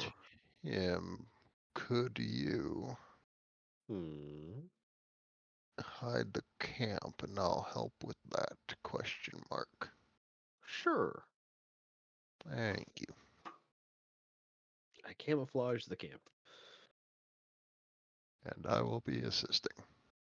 Okay. Stealth check. And I helped.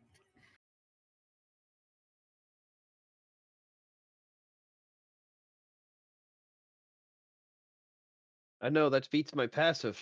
I lost where I put the camp. The stealth equivalent of making a lock you can't break. Ah, yes. The ultimate dream of an Imperial Fist, to either be entombed in their fortified house or eternally trapped outside of it.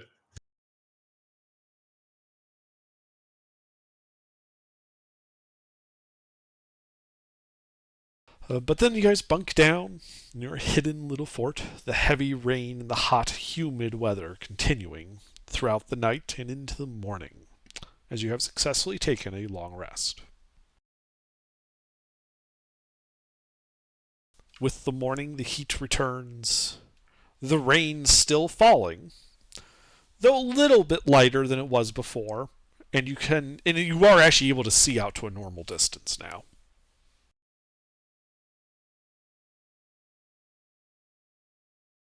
But the oppressive heat and humidity is still bearing down on you all. Ugh, we should ask for more money. Is this kind of rain normal for this part of the world? Yes. So is it just like monsoon season or something? It's more that the mountainous structure of the land, combined with Kitcher's Teeth and the presence of the ocean there, combined that you have rapidly swirling, humid, hot air. And so it just dumps. Like, it'll just periodically dump tons of precipitation and then move on.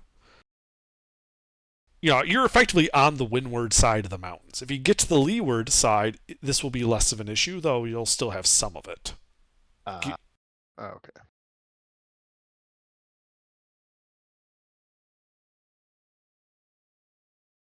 You know, it's more that between Kitcher's Teeth, the Cobalt Mountains, and the Mistcliff Mountains, you're basically forming like the weather equivalent of a wind tunnel here.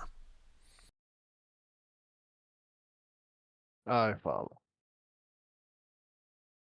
This is a miserable land. But a profitable one. Spices and dyes. This is like the world's, like, not the, I wouldn't call it the breadbasket, but it's the butter basket. The butter basket. This is where like 80% of the world's spices and dyes come from. They have Right. saffron and the ability to make purple. Yes, basically. Icristan, like, that is how the kingdom of Icristan is financed, is by the dye and the spice trade. Because they don't have much else, right? The rest of Icristan is kind of just grassy farmland. They don't have iron really in any appreciable amounts. They don't have gold at all. They don't really have gem mines. What they're getting is from the jungle. It's profitable enough that they're able to keep themselves from being absorbed into like the Kudlu group or the Vepanid or the Ravam remnants. The mountains kind of to the boring, north help with that as well. I would have abandoned Fortress with that start. Huh? I said I would have abandoned Fortress with that start.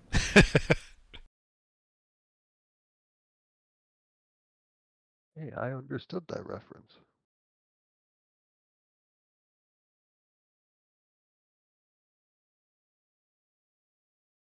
But the morning comes. You guys have delicious snake meat instead of eating any of your rations. The heavy rain meaning that your water supplies remain full. As you head off again, following the river Sosionstar. I need a navigation check. Whoever is navigating for the party. Will do. Got Hebron with my assistance. Very well. Then you have advantage with the assistance.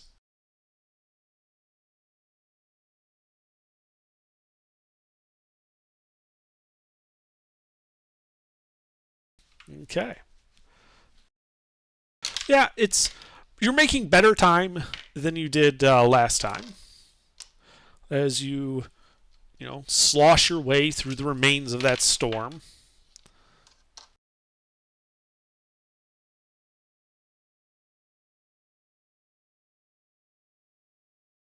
It's about 11 o'clock in the morning, though.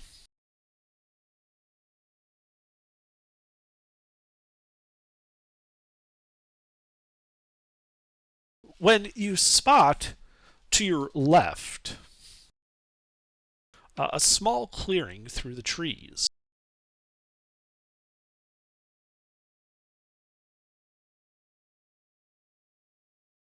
And you can see a herd. I'm trying to see if I can get a good picture of it for you.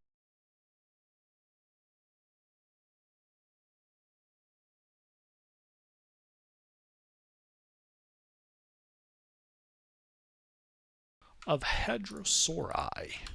Kind of just chewing on some of the trees in the area.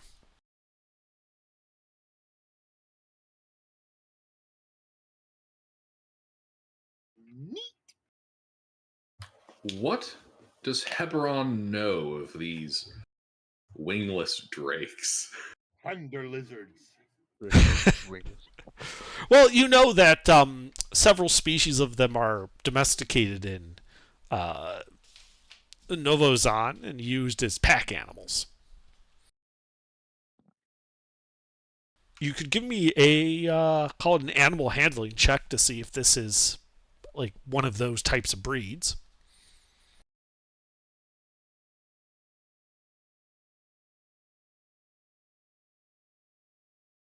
You are unsure. I mean, there are 8 of these large beasts. So, if you what you know is that if you kill one, you guys could eat for a while off of it. Yeah, but killing one. Wait. What direction is the wind blowing?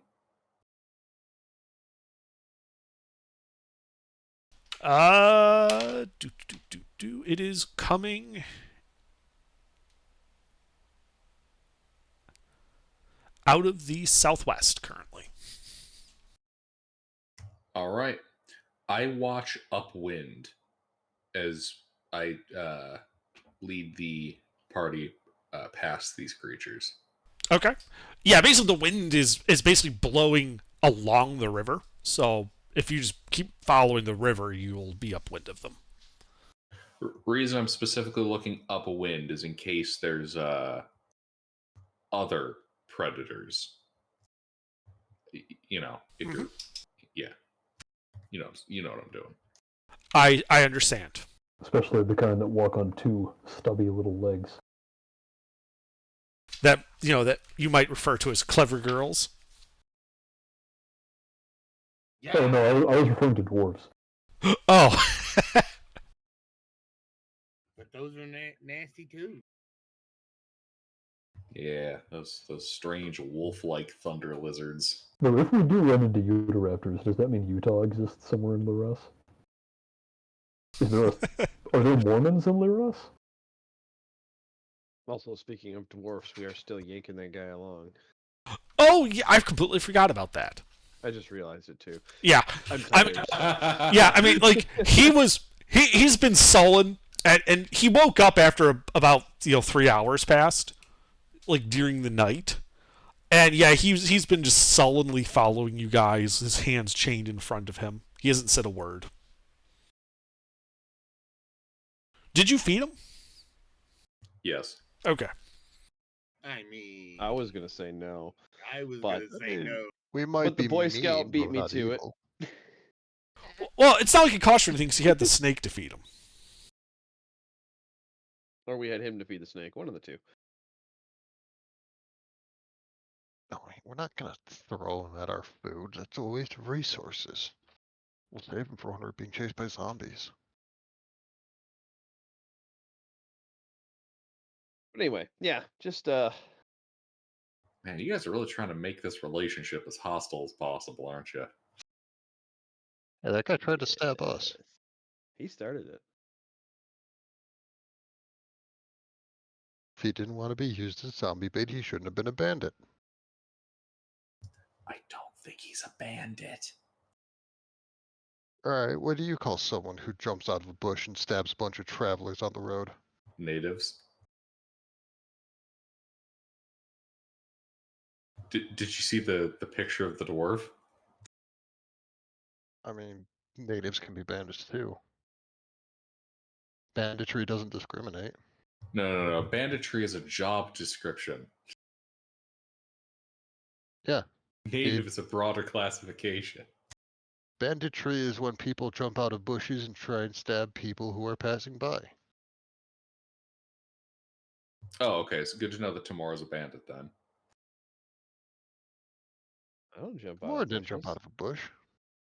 I jumped into the bush. I'm the opposite of a bandit. I'm a Yeah. good guy. Tomorrow's a vigilante at worst. I'm a vigilante that pockets half. It's fine.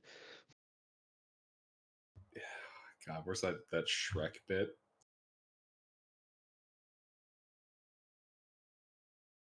Hey, Tamora, can you give me a survival check real quick? Mm-hmm.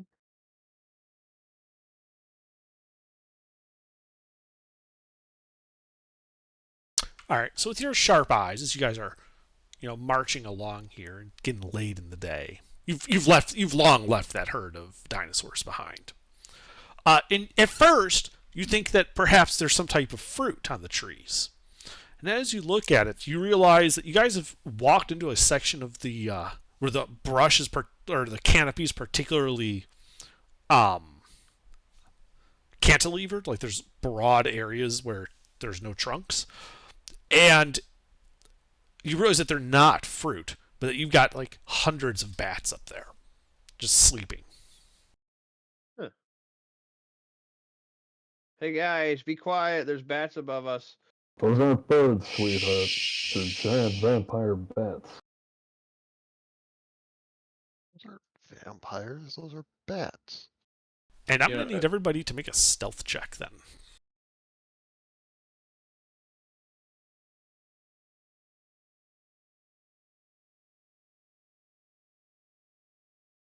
Don't worry, our rogue and our legally distinct rogue are very sneaky.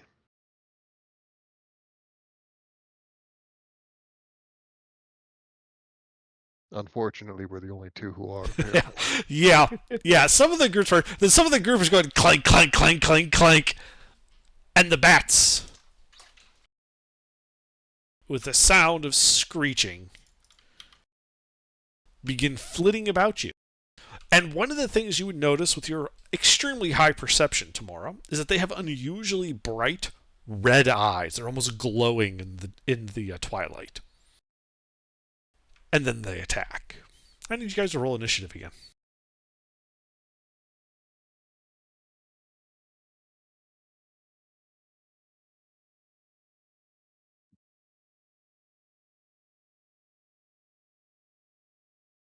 Oh look, I got a 1. I get to do the halfling thing.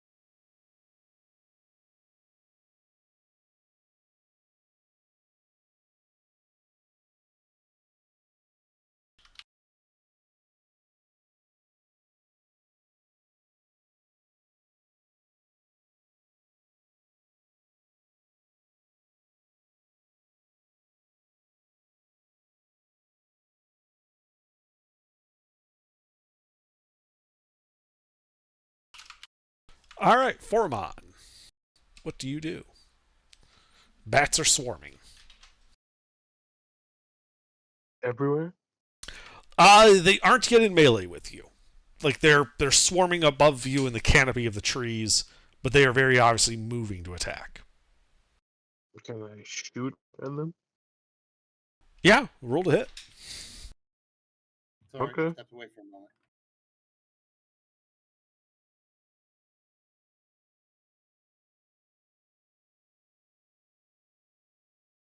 All right, you hit some bats. Roll damage.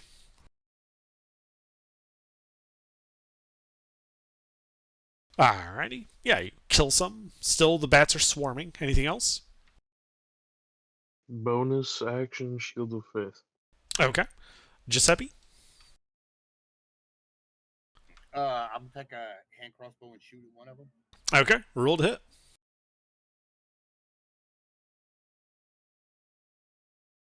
Preferably the one. What's his name? Well, those bats are dead. Like you're attacking a swarm. Oh, well, okay. That hits some bats.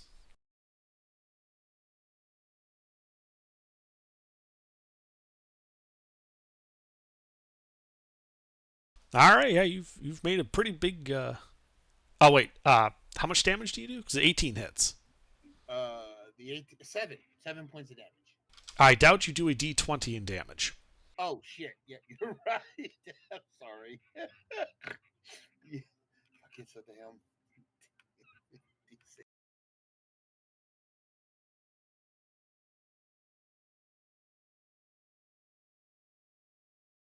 5 points of damage. All right, yeah, you still cleared off maybe a quarter of the bats, all told. Okay. All right, River. Fuck it, Weeball. I'm gonna make a sharpshooter shot into the bat horde. All right, roll to hit.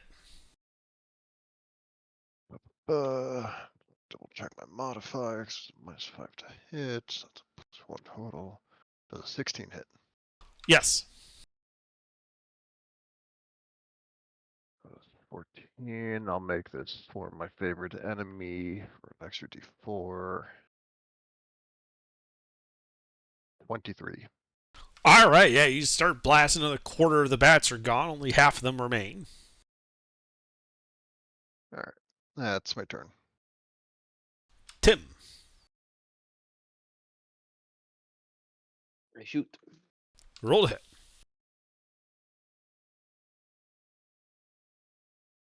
There should be a +6, but That hits.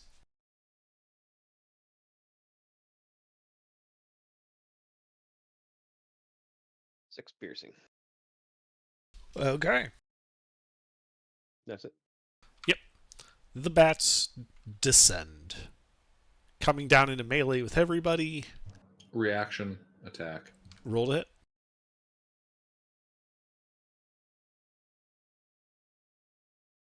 Hit.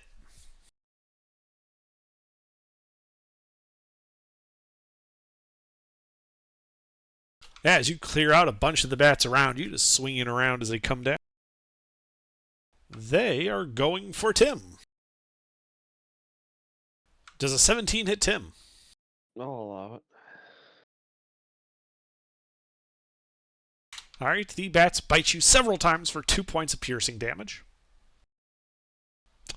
Hebron.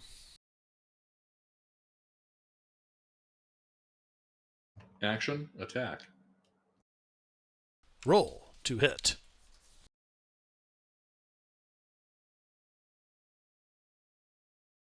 Hit.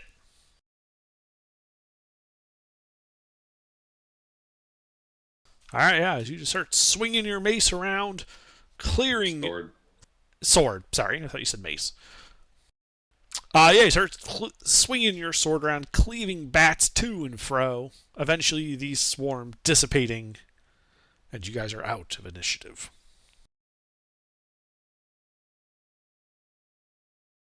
As you stand there, you notice this odd, almost like rotting meat stench coming from the dead bats. Undead.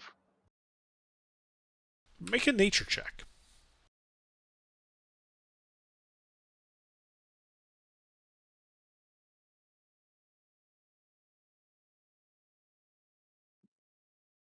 No, the bats weren't undead, but it looks like they had consumed undead meat. Ugh. Disgusting.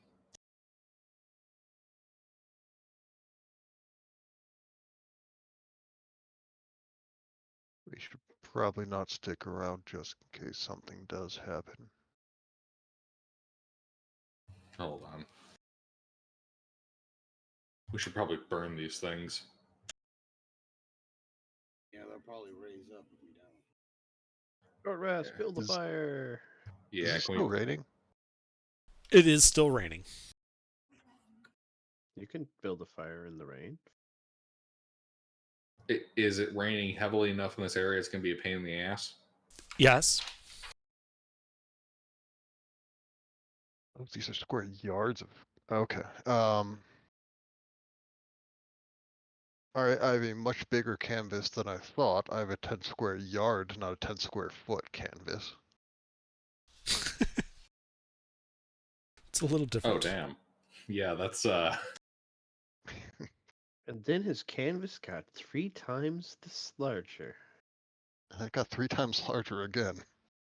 some say the Rangers tarp grew 3 sizes that day. Yeah, there you go. I'm tired. I didn't get it right.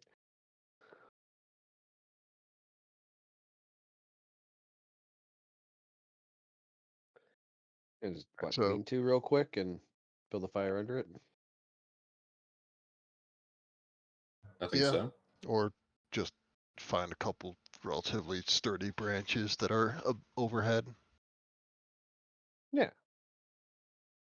Throw some ropes up. Pull tarp taunt. Lean to. Do we want to talk to this guy while we're here? Oh, we could burn the bats in front of him.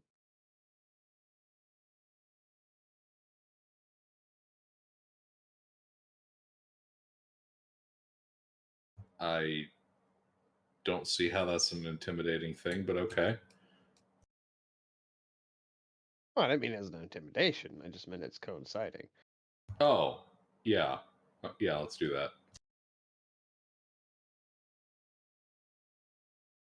Okay. Before we're setting the fire, I'll just dig like a foot, doesn't even have to be a foot deep, like 6 inches and like a foot and a half around pit, just to reduce the visibility of it. Not in the rain. The ground is going to be wet. You would want to find stones and build up around it. Good point. We get some I river will- rocks and build the fire pit. I will start doing that then. I can help. All right, I'll handle talking to the dwarf then. Okay, what do you say to him?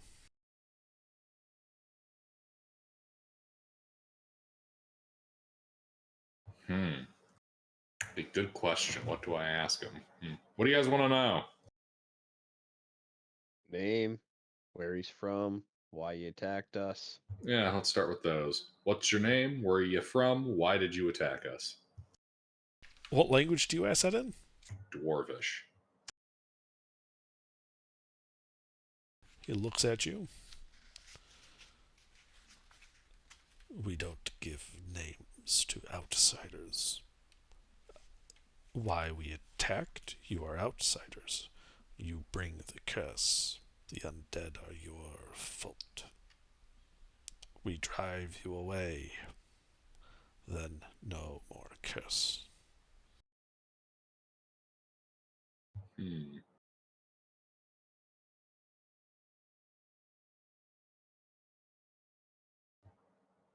Who told you we're responsible for the curse?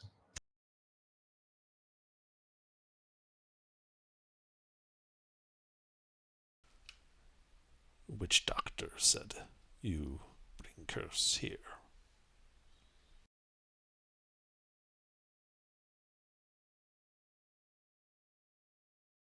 I don't suppose you tell us where the witch doctor is? No.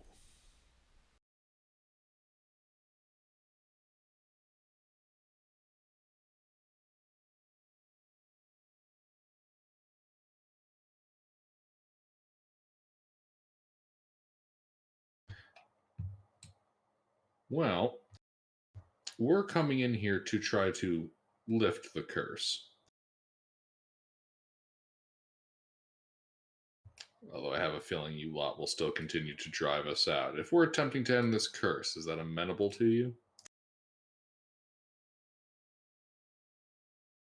If you end curse, no need for fighting.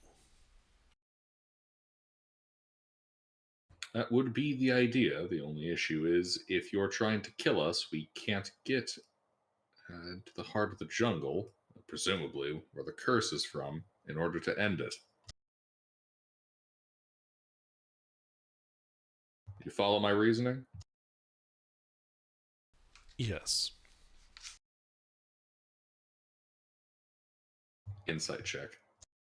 Sure, make an insight check.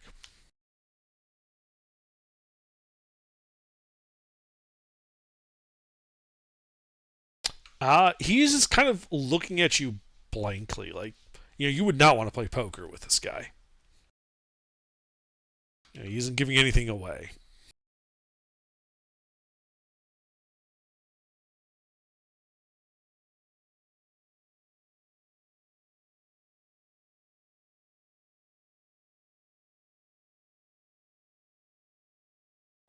I mean, guys, are there any questions you want me to ask?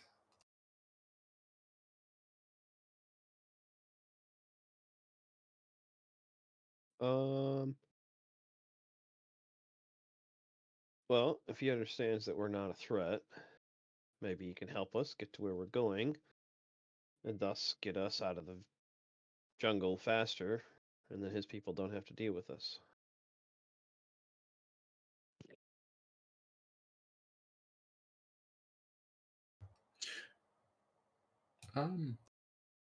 Yeah, Hebron will communicate that. We're trying to move around the jungle, preferably staying out of your people's way. We would much prefer to not be in conflict until we get the curse situation sorted. Are there trails we could use to get through these jungles efficiently so we may end the curse? Yes. Can you tell us how to identify those trails so we can stay out of your people's way? Yes. Will you? No.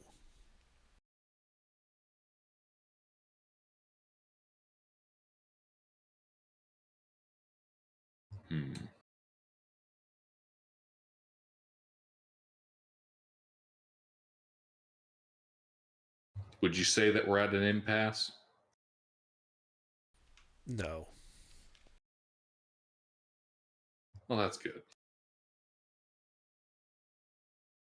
You let me go. You go and curse. Then no need for fighting.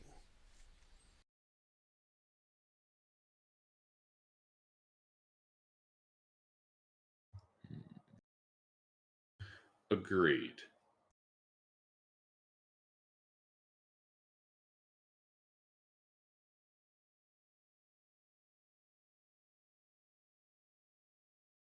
He holds up his arms like, okay, well then release me.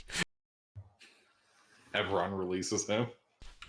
All right. He stands up, turns towards probably the northwest, and starts walking off into the jungle. Unless someone's going to stop him. Tomorrow would whistle and get his attention. He'll glance at you. Tomorrow will throw him his axe back. He'll catch it, and then just turns and starts walking into the jungle. A few minutes later, you don't see him. Okay, guys, I installed the tracker in the handle. Excellent. Get the space laser ready.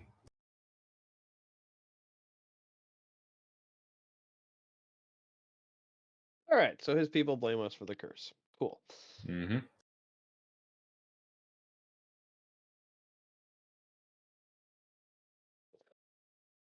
So, let's cook some bats.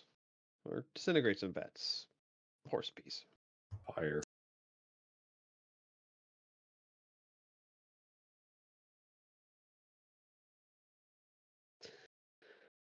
So yeah, while he's been interrogating, I think River and I were building up a wind wall of stone just to lower the light level of the incineration chamber. Mm-hmm. Yeah, you guys make your little fire, begin burning the bats. It takes about an hour to set everything up and burn everything.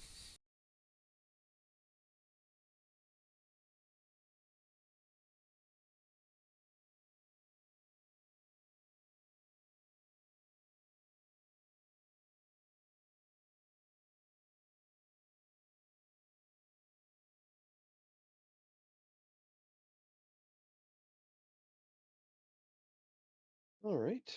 I'm thinking I'd go for a short rest for everybody else, but I don't think anybody really cares. I think you were the only one who got bit, Tim.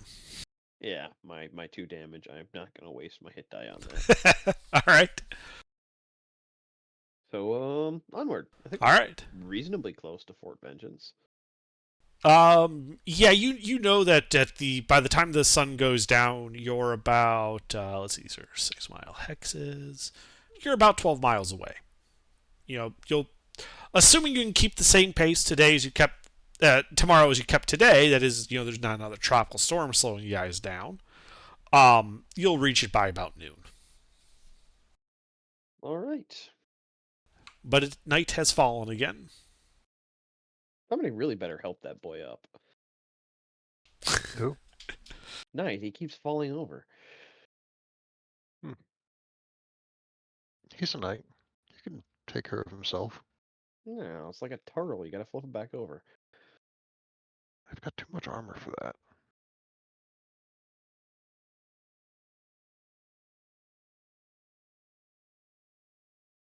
All right. So same watch. Alright. Yep.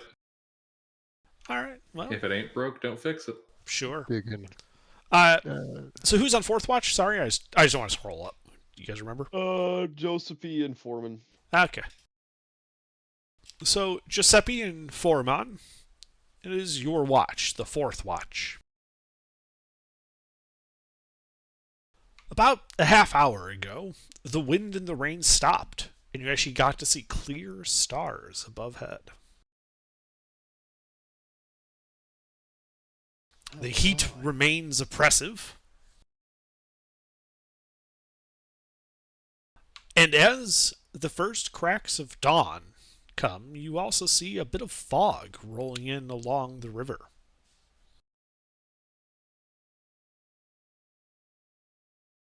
It is a hot, muggy day, but it is no wind and no rain.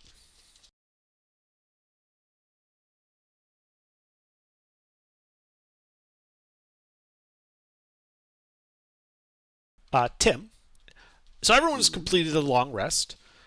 Tim, I do need a Constitution saving throw from you versus disease. All right.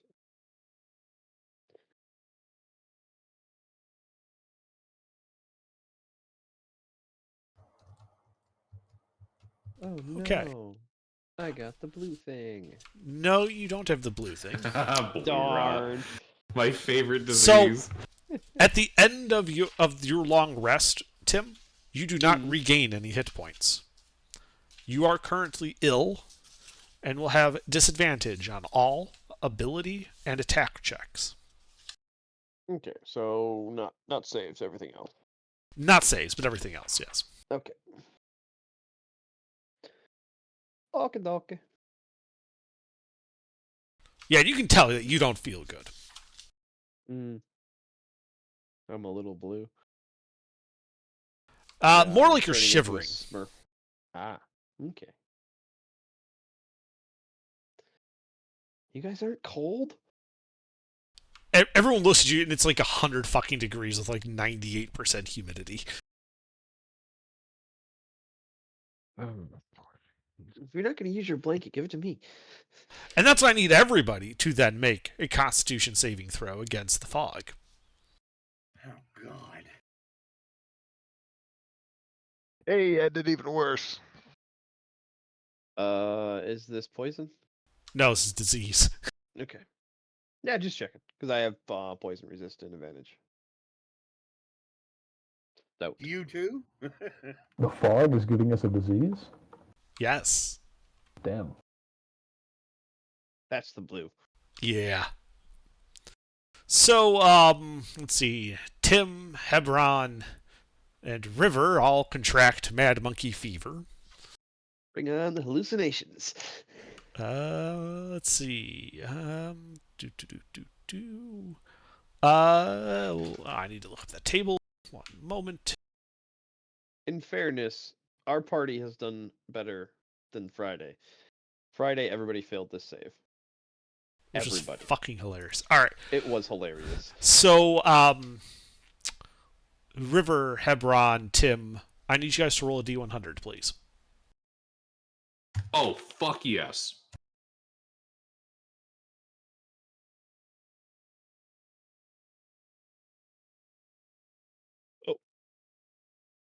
I forgot I'm Tim. Hook me up under. What do we get? All the All right. drugs. And then I also need you guys to roll a D10 each. Awesome.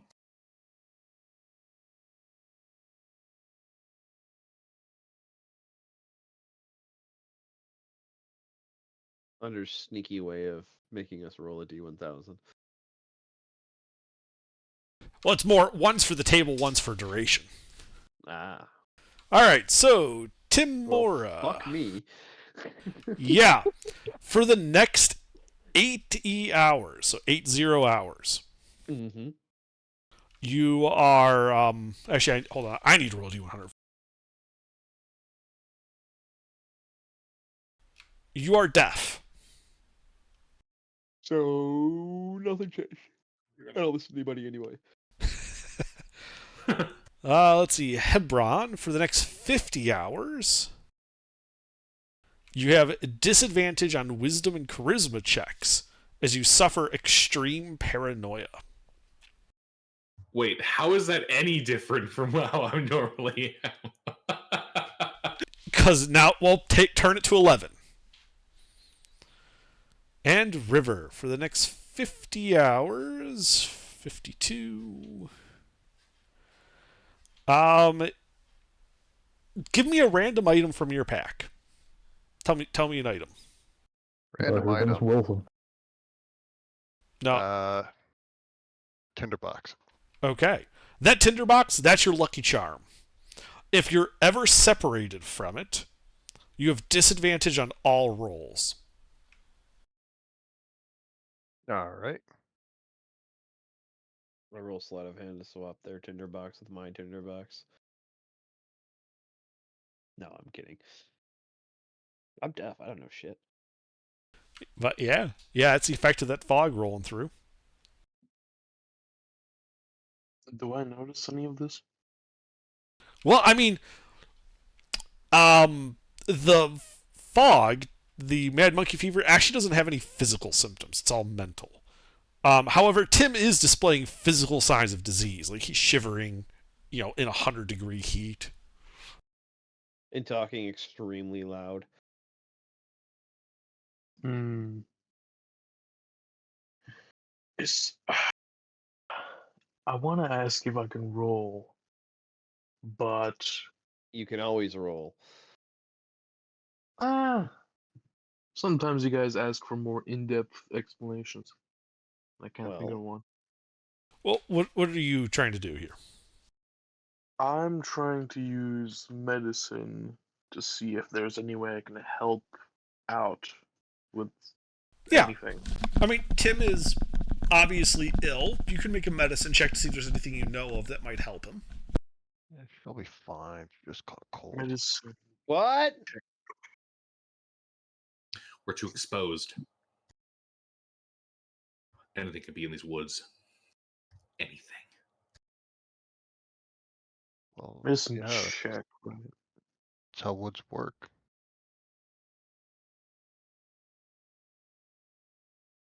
So, Formon, you're pretty sure that this is just some type of,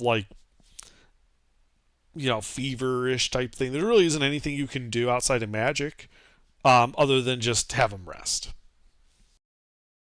Well, I don't really have that type of magic, so I just prescribe you rest.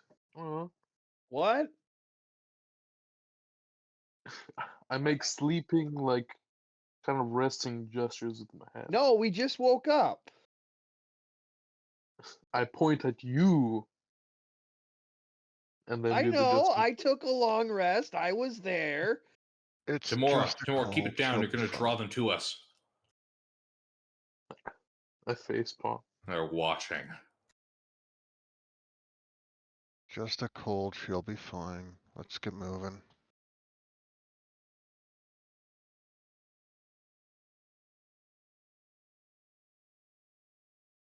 Yeah, let's get I don't going. know what kind of I don't know what kind of cold makes people deaf. Probably just mud in their ears. That's usually when hell freezes over kind of event. Under. Mm-hmm. Where's the biggest man-sized shrub? Like 10 feet from you. I grab it. Okay.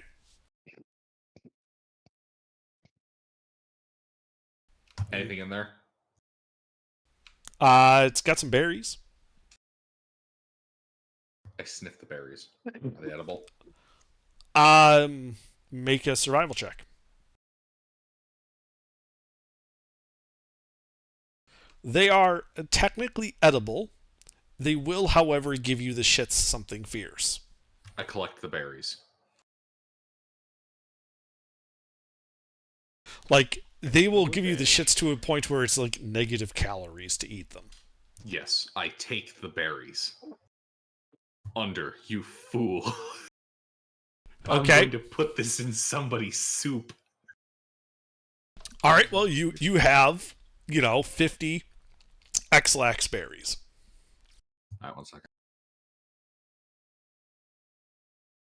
All right.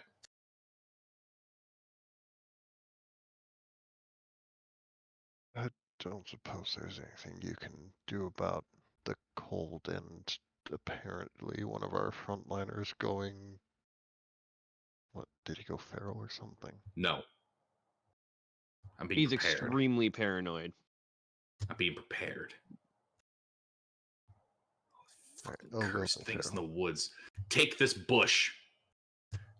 Put it on tomorrow. We can't have them seeing that we have sick people. They'll know that they can strike. Why is the big one talking to the bush? Haberon cuts down the bush and sticks it on top of Tamora. Let's go. I'm not a gnome. I don't wear hats.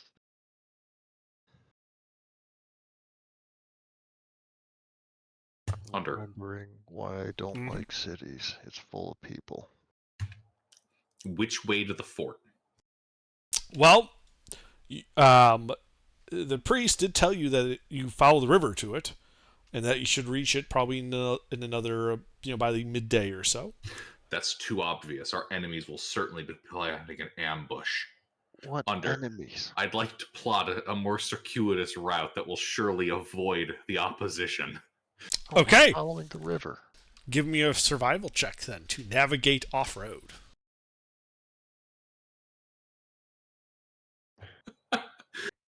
Can I? Where's a picture of those toddler leashes? Can I just like rope Hebron? I mean, is he going to try to stop you? Yes. Then I believe it would be contested athletics.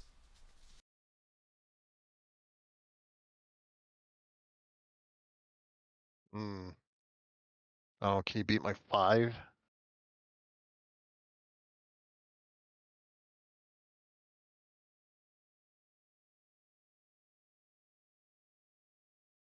Yes. Hebron's going to look at that rope. No, the rope's not going to be helpful right now. We got to go before they figure out we're getting onto them. And Hebron's going to be getting leading us on the circuitous safe route through the fucking jungle. You're just gonna run into more animals. Exactly. The closer we are to danger, the farther we are from harm. It's a halfling saying. Ask Tamora. She'd know. Okay. I need that survival check. Right. Unless the party's letting you go off into the jungle alone. Yeah, I'm just gonna look over to the Survival? Guidance. Just go look over to the priestess. Well, you're the one paying us. Your call if you want to follow him.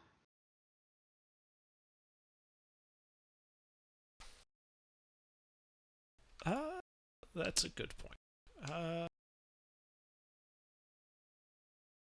As far as I'm concerned, you're the only one who I have to keep alive. The rest of them are, well, more courtesy.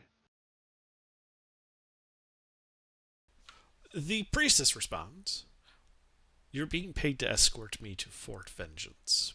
This is the most direct route. If you wish to go running off into the jungle, that is your business, but don't expect me to pay for it." All right. Fair enough. That's about what I had assumed. So when she says that, Hebron, basically indicating that the priestess is not going to be following you, do you still run off into the jungle alone? No. They'll split our forces, which is exactly what the enemy wants. We'd be leaving our escort quest unattended. They'll surely descend into the woods and the river to get her. Protect the NPC.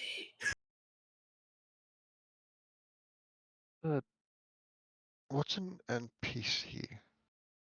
Oh god, he caught. How did he catch hay fever out here? Non-party Hay fever. compatriot. What? You mean people? Yes. A non-party compatriot. Just say people. What the hell kind of fever dream am I in right now? Hunter, Mm-hmm. as we travel, I'm watching those birds. Who knows? Ravens lead wolves to prey, so maybe these weird jungle birds will lead those dinosaurs that act like wolves to us. Also watching the water and everything, if it's not obvious. Emperon is having a paranoia breakdown. You're just spiraling. The enemies are all around.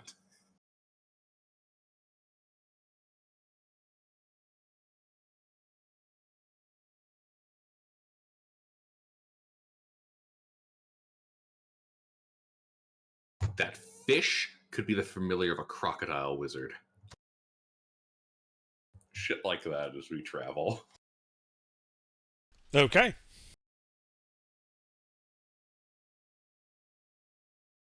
So yeah, you start marching, following the river. It's meandering bends. The sun is high at around midday, and soon it begins its journey back towards the horizon. The river, you then realize, has been getting narrower and narrower, and in fact, seems to have led you into a bit of a lagoon. No fort is in sight, and you're not sure where you are. Shit.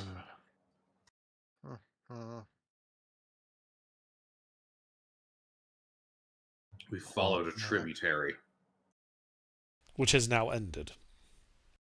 in a lagoon. Yes. Lagoons are known for their sinister machinations. We should leave. All right. Well, let's head back the way we If came. you see any women in the water, watch out. They'll try to drown you. What? And So, the talking fish. Tamora, with your ultra... Actually, sorry, didn't somebody have like a 14 or higher? Hebron River have 14. I think Tamora has a 21 passive perception. Right, but you only needed a 14. I just remembered. Yeah, some people had 14. So you guys do see half submerged, like just the lower part of the body, kind of on the banks, like almost like it died and fell face down into the water. You can see a dead figure, dressed kind of similarly to you. It looks to have some leather armor, a backpack, but it's definitely dead.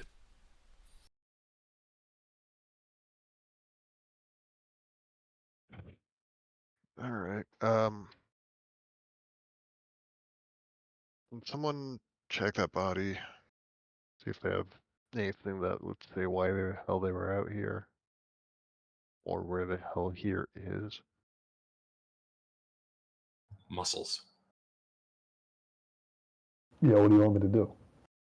You're not likely to bleed out. See if they're still alive. Alright, I go over and poke them a bit with my foot. They're very dead. I'm gonna try and figure out where we are on the map while they're dealing with that.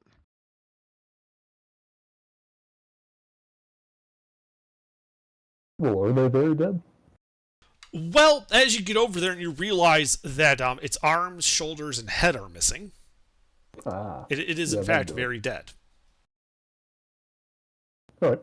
I drag the torso back to shore. Okay. Yeah, you drag it back to shore.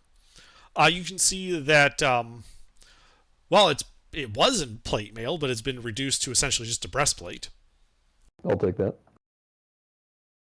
Actually, I'll take all the pieces if there's more besides the breastplate. No, only the breastplate is serviceable. Everything else is gone or damaged. Okay. Remember the arms and the head got eaten? Yeah.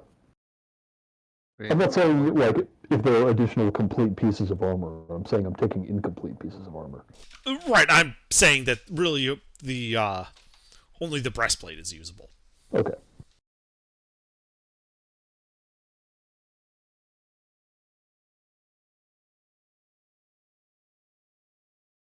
Using my, I'm not going to do this now, obviously, but with my proficiency with Smith's tools, do I think I could use this to upgrade my armor, which currently provides equivalent protection to chainmail, to upgrade that to something better? Yeah, though it would take some time and additional materials. Yeah.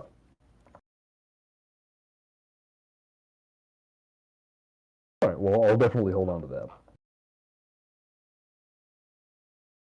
Well, nobody else does. I'll start rifling through and draining the pack.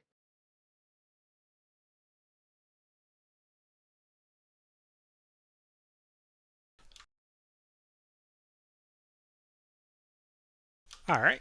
So he had on him 24 gold pieces, a longsword, the backpack, which has 2 pieces of rotten rations, a water skin full of wine,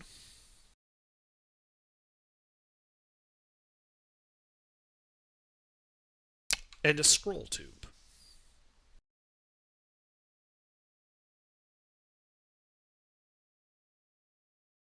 Yeah, I look at the scroll tube.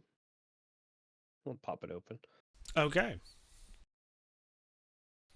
It appears to be a map showing Fort Vengeance at the confluence of 2 rivers, meeting and then flowing west.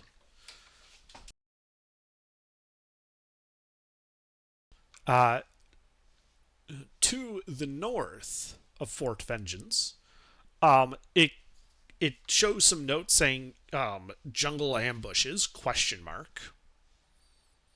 Needs recon. All right. Well, from our earlier adventuring days, River was the one that was the map handler. So tomorrow we'll pick up a stone and throw it at River.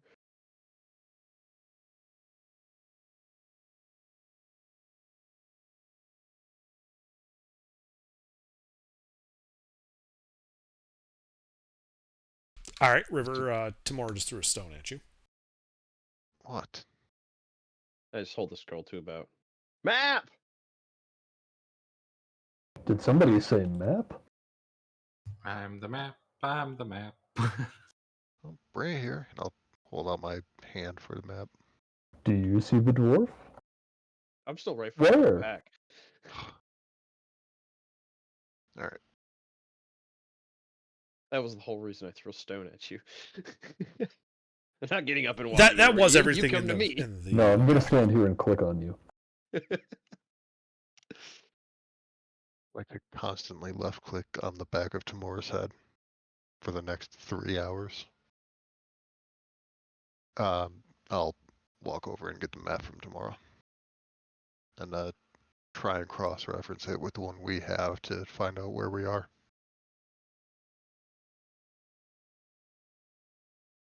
Yeah, the map he has is kind of crude. You know, you wouldn't really be able to figure out where you are from it. It's more like that was like orders type thing. Like he was a scout, right? Okay. Um, And he met his end. Is the backpack serviceable? Yes. Okay. As is the water skin full of wine. Yeah, I pocketed that already. Doc, how old is this body?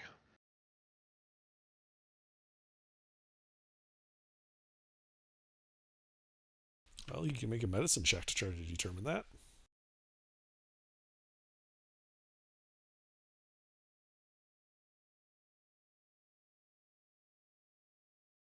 Is there anyone who knows medicine? I've got a plus Oh, 2. I got a +5, I think. Yep. Oh, then you might want to do this. Yeah.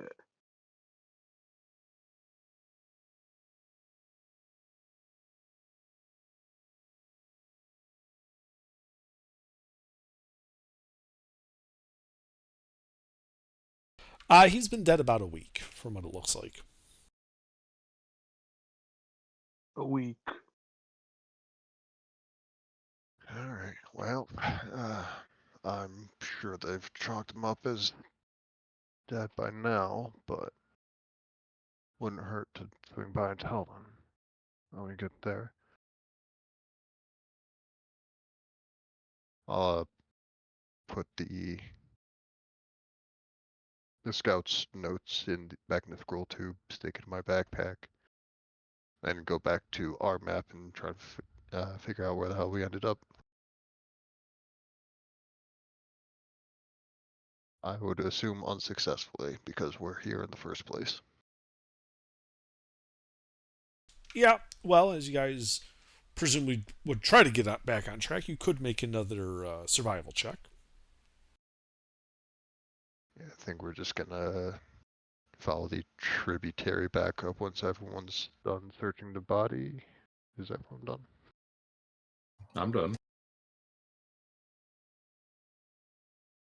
Yeah, I think I got all that I can out of it.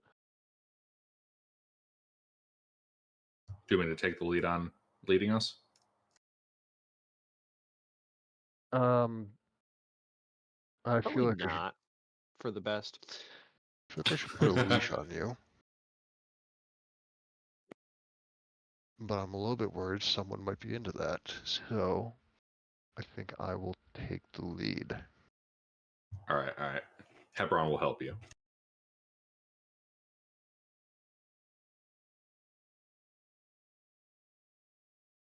Uh, 20. Yeah, you do kind of figure out where you are.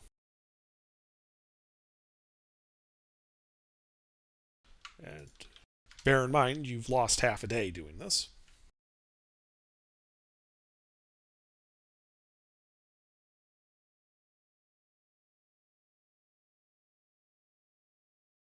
And from your figuring, even if you guys make a direct line towards Fort Vengeance, you've probably got another, the rest of this day, and then another, quarter of a day or so of marching.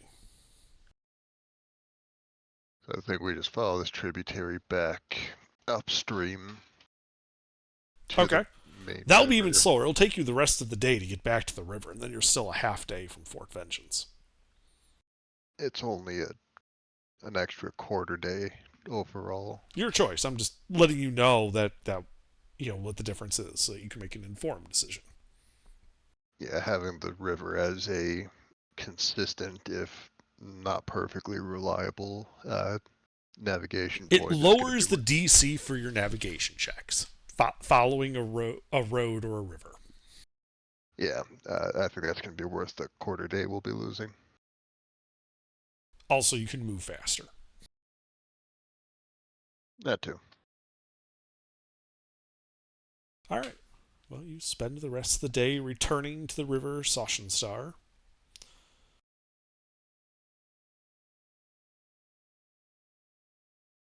As night falls once again.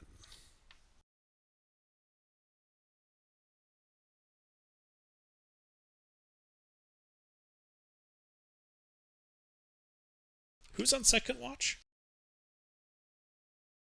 I Def Gal. Who? Me. Ah. Def Gal. Aha. Okay. Still got good eyes.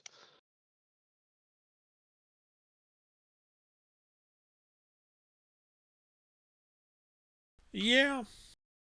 But if twigs be a snapping, I be a napping. Well, it's not so much that you're on watch. Everything's going good. And then suddenly, descending from the sky, right into the party, 7 of these little fuckers. Roll initiative. Ah, my nemesis. Yeah, they were squeaking as they came down, but you didn't hear them.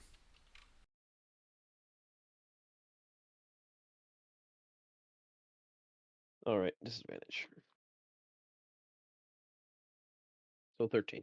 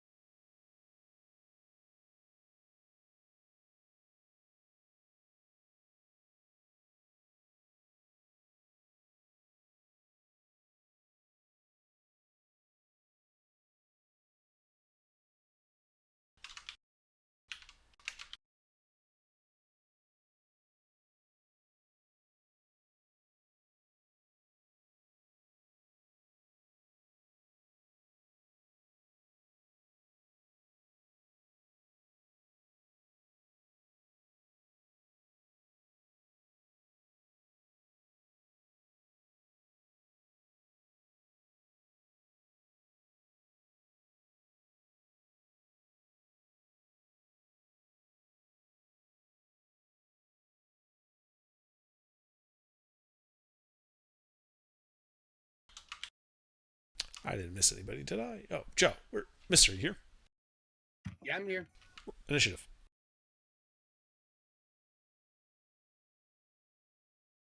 Sleeping in the jungle is apparently not that safe. Gasp. Who would have suspected?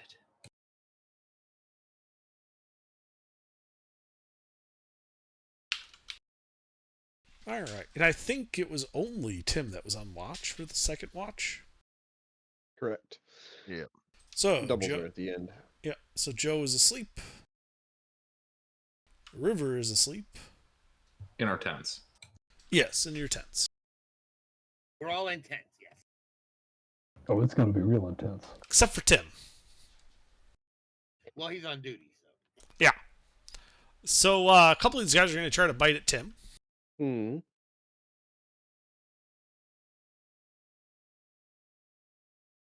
$20. As one of them bites you for 5 points of piercing damage and attaches itself to you. Mm-hmm. Let's see. The other two. Oh, there's Oh, shit. 3, so there's 7.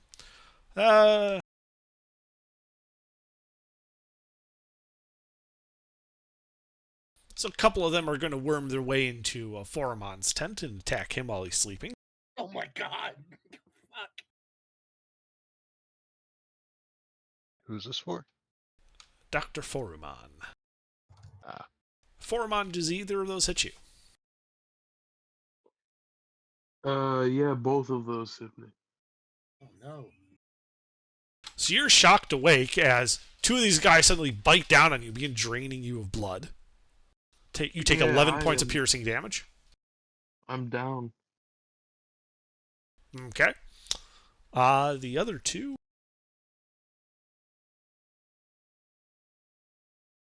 are going for Giuseppe.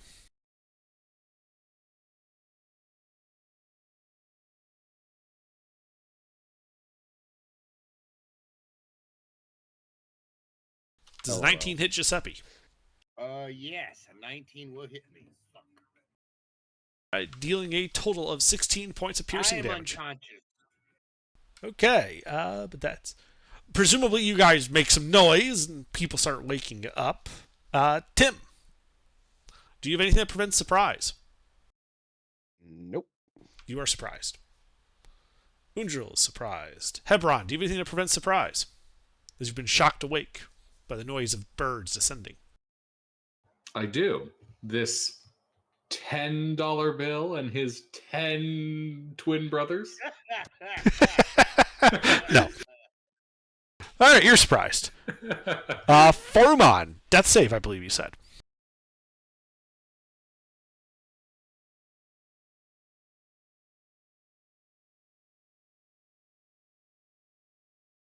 Alright, it's one pass. Giuseppe, death save. That is a pass. River. Yeah, you were shocked awake. What do you do? I am surprised. I thought you had something against surprise. Okay, sorry.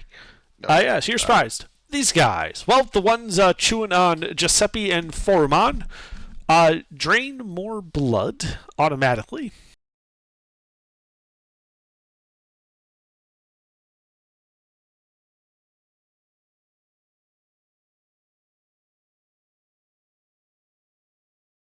So, Forumon and then Giuseppe. What's your max HPs? 12? 9. You've killed both of us. No, you said you had 12, Giuseppe. I have 12, yes. Yeah, so it only took you to negative 11, so you just take 2 failed death saves. Forumon is dead. Andre, I think there's someone you forgot to roll initiative for. Who? My second player character, Benjamin Franklin.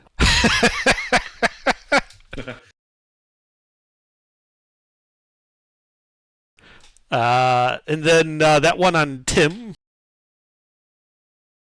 Tim, What about the priest.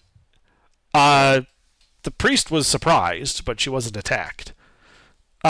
Tim, you take 6 points of damage just from blood Yeah. loss. The other two that missed you, Tim, are going to attack. Well, I'm unconscious. Oh, you are? Mm-hmm. Well, when you fall over, they're going to go after somebody else. They're going to go after... hell. One will go to Hebron, one will go after Muscles. Well, fuck you. Hebron does a 13 hit you. No. Muscles does a... no, that doesn't hit you. Mm. All right. Tim, death save. Did that illness affect essays? It's a saving throw. Never mind. Yeah. Things went a bit fast there, but could I also have attack of opportunity? Well, braced the Sturge. Oh, yeah, you could have. Sorry. Okay, Oh, good. Yeah, make your attack roll. Hit. Dead. These guys are literal glass cannons. But yet they always kill my characters. Tim, death save. All right, it's a pass. Undril, no longer surprised. Here's the sound of people dying. Cast Spirit Guardians.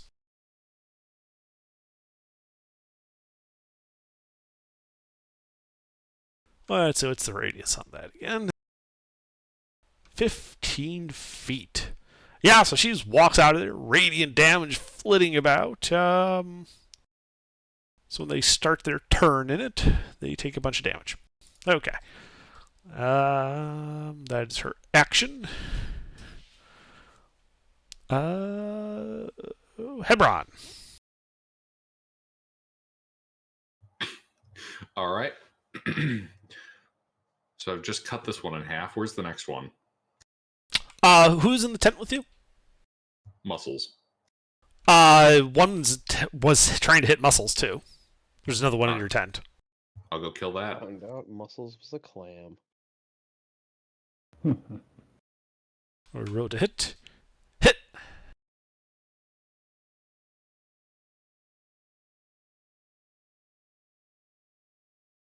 And it's dead. Muscles, get up. We're under attack. Unfortunately, I am surprised. You were not anymore. Yeah. The bite woke you up. Then you were surprised. Mm. So this is now... Hebron, are you done? No, I'm going to walk out into the camp and see what's going on since I've secured our tent. Yeah, so you walk out. You can see Tim on the ground, a surge sucking on him. You can see the priest in the middle of camp, covering the whole camp with radiant, glowing cherubs. I run towards the one that's feasting on Timora. That's Okay. All I can do. Yep. You can also see a hole in the tent that goes to Giuseppe and I can't remember his name now. He's already dead and I've forgotten about him. The little factor for him. The doctor.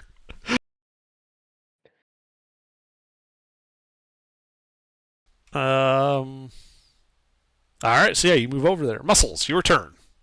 Okay. Is the Monarch that was in the tent with me dead? Yes. Okay. I stick my head out of the tent. How many more do I see? You only see the one that's currently suckling on Timora. Okay. I'll go over there and try to whack it.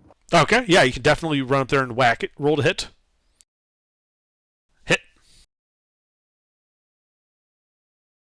Dead. All right.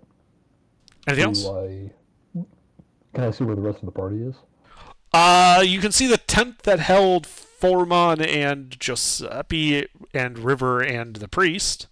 The priest is outside having that spell. You can see a couple of small holes in the Giuseppe's and Foreman's tent. Yeah, I go over there and stick my head through the flap. How much movement speed do you have? Only the regular 30. Okay, so you would have had to spend 15 to stand up, and you spent 10 to get to Timora. Okay, that's all I got then. Yeah, so you can't really quite get to that tent. Foreman is deceased. Giuseppe, I believe you have to make a death save. You did not roll with advantage. You only rolled 1. Roll again.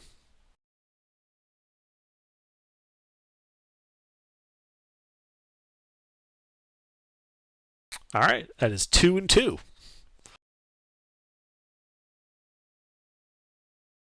River. I will follow the priestess outside, and can I see any sturges? Just the dead ones on Timora. You can see, however, a couple of holes in Giuseppe's and Foreman's tent. You can see the same type of holes in Muscles and Hebron's tent, but they're outside already. Alright, I'll go into Giuseppe's tent. Yeah, you see a couple of sturges, one suckling on Giuseppe and one on the dead body of Foreman. I want to pull the sturge. Actually, they're squishy enough. I'm just going to stab the sturge off of Giuseppe. Roll to hit. 12. Hit. Oh, shit.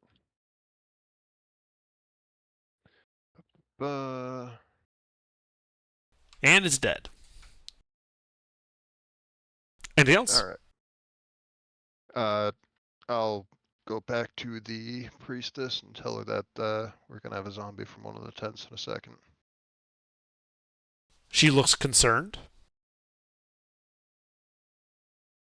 Yeah, the doctor died, I think.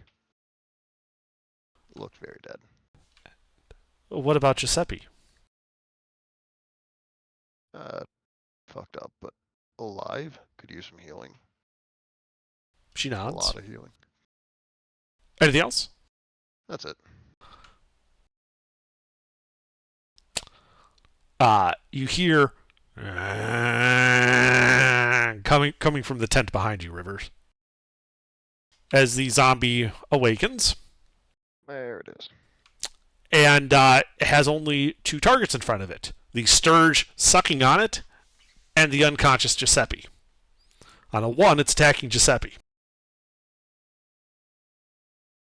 And double that Oh once. god, I'm these sorry fucking about the dice. training wheels coming. These fucking dice. I'm sorry about the training wheels comment. I told you not to talk shit, mister. I told you. Dude, I didn't even target you specifically. This is just random dice rolls. Does a 19 hit you? Yes, I am dead. Yes, he kills you. And then the zombie stumbles out of the tent, blood dripping from its mouth where it bit Giuseppe to death. Sturge still Start on it. its turn. then? Sturge still on it. Did the zombie start its turn? Yes. Oh, that's right! It would have started in the Radiant. That changes the outcome. That completely changed the outcome. Thank you. I completely forgot about that because the goddamn zombie. So yeah, it starts to turn. So it might be dead. Let's see. It has to make a wisdom save. And then if it fails, it takes 3d8. Goes directly from the standing up animation into the death animation. That is a failure. It is only bloodied by that. So unfortunately, Giuseppe is still dead. But that is a good point. Yeah, you tried. It was a good call. At least it's only bloodied. I'm not making another character yet. I'm using the same one. Yeah, that's fine. I mean, shit happens, right? I have a meme for this. I need to find it. Tim, death save. We get to meet Giuseppe's brother, Woseppe. User Giuseppe. Oh yeah, Savvy. Yeah, death save. He just fucking transports 1 and to 1? another nearby 1 and 1. body. All right. Undril. It's actually true. Undril will cast Cure Wounds on Timora. Giuseppe transfers into the dead body of the doctor. Look, it's Mister. All right. So Tim, you wake up on the ground with 8 hit points and a level of exhaustion. Oh look, back to where I started. Hebron.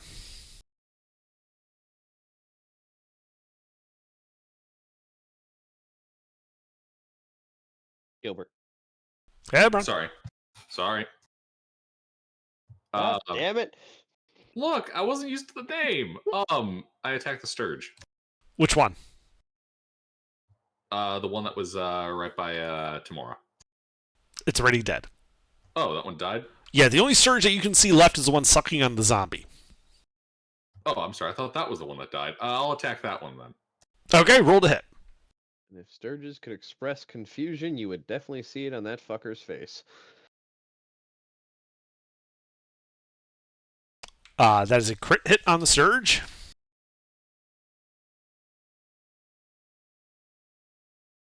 That Sturge is deceased. Am I able to cleave through it and hit the zombie? No. Gosh darn it. Anything else? Yeah, I'll get right up with that zombie. You're already there. To get in range of that Sturge that was sucking on it, you had to get into melee with it too. Oh boy, I get to stab Giuseppe. No, this is Forumon. Oh boy, I get to Giuseppe stab is still in the Giuseppe when tent. he takes over his body. Muscles. Okay, there's no zombie up and about. There is. There is, in fact, a zombified Forumon in melee with Hebron. Okay. It is bloodied. I'll go over there and attack it. All right, roll to hit.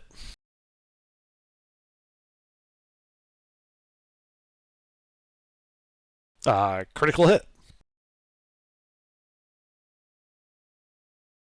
Okay, I guess I pissed you guys off, huh? quick sanity check. You only add your ability score to the damage of weapon attacks, right? Right. Yeah, the modifier will not be increased, just the number of dice that you roll. I know, but Yes, just the modifiers from your ability, no proficiency. yeah, the character sheet is calculating my damage incorrectly. It's adding my proficiency bonus to it. If you're proficient with the weapon, isn't it with proficiency? Am I wrong? No, damage has always just been the base skill. Check do you have any feats or anything that are adding to it that you might not realize add to damage? I have dual wielder and the Dual wielder. Dual Might. doesn't add to it. If you have 2-weapon fighting, the fighting style, you get to add your proficiency bonus. Wait, proficient? Yeah, you get to add your proficiency to your attack. That's not what that Plus, does. you get to do damage, isn't it? No, two-weapon fighting lets you add your ability modifier to the damage of offhand attacks. Normally, when you attack with a weapon in your offhand, you don't add anything. Yeah, you just get the flat damage. But for some reason, the character sheet is adding my full proficiency bonus and ability score bonus to my regular attack. Well, roll the right damage then. I don't know why the sheet would be doing that. No, I just noticed that. Anyway. 10 bludgeoning damage.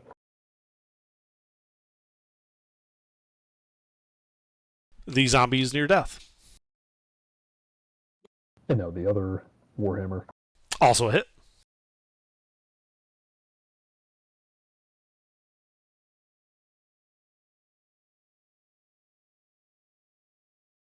The zombie is near death. Okay, that's all I got. Okay. Foramon deceased. Joe deceased, I think. Yeah. River. Dr. Zombie is still up. Yes.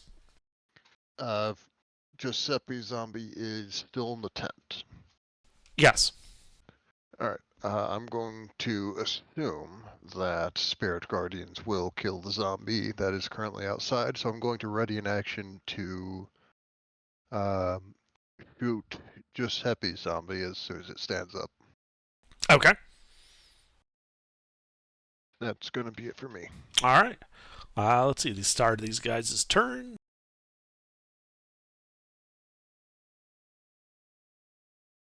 Well, what is her saving DC? They both passed. Well, the Foramon zombie is destroyed. With a... The other one stands up. River. I'll make this a sharpshooter shot because funny. I don't Miss. think of 4 hits. Yeah, it stumbles out, gets into melee with Hebron, and tries to bite him. Does a 7 hit Hebron?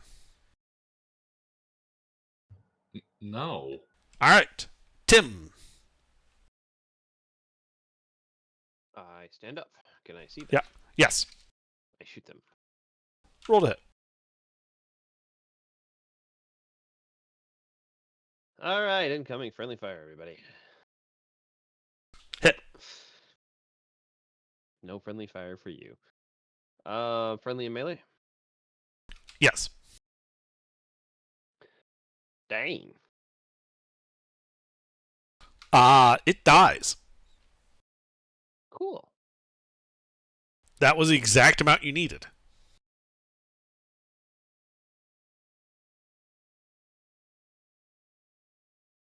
Actually, wait, it might not. I just realized it could potentially pass. Holy shit, it did. It is still up. Sorry. I just realized, wait, the con mod's +3, not +1. So yeah, anything else? Nope. Undril will, Sacred Flame it.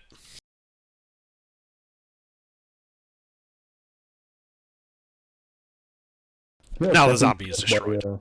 it's not being caused by any of my feats or the two-weapon fighting. The sheet just Weird. does that. Yeah. I don't know why. The math is just straight up wrong. Mm-hmm. Yeah, but as the second zombie is destroyed, you guys are out of initiative.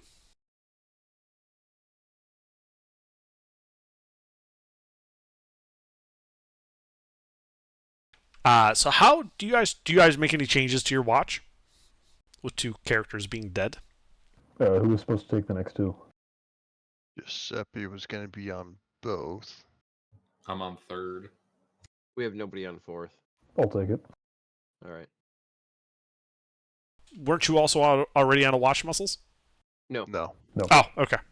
River started. I was second. River started. Was Okay. Not on a watch. Yeah. Gotcha. Okay. We had one backup.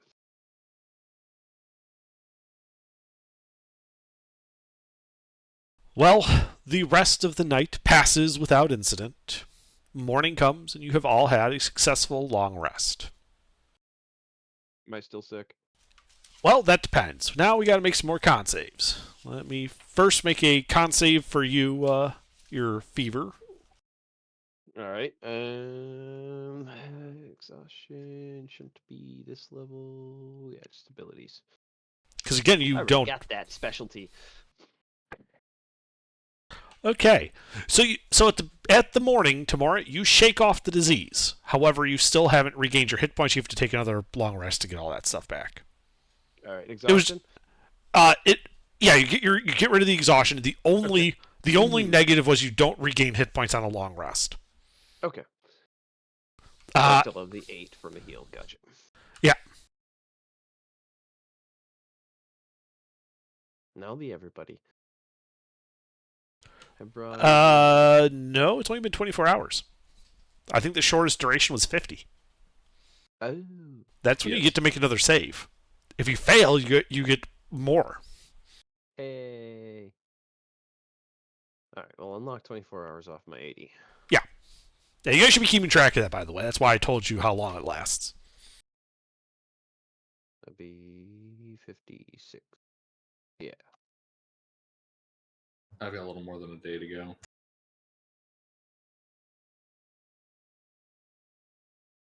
All right. Well, it is a bright, sunny morning. The oppressive extreme heat that has been having you drain almost all of your water has finally abated, requiring you only a couple of gallons instead of like a gallon an hour. A gallon an hour? Jesus. It was 110 at 98% humidity. You're drinking a gallon an hour or you're dehydrating. Yeah, no, I was just like, Jesus, damn, that's a lot. Yeah, except now it's only like 80% humidity and 95. So you'll drink about 2 gallons in a day of marching, but it's a lot easier to manage your water supply when it's not constant extreme heat.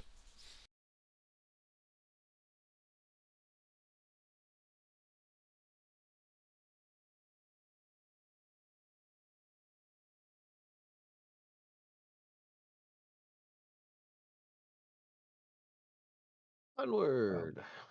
We should probably burn the bodies. There's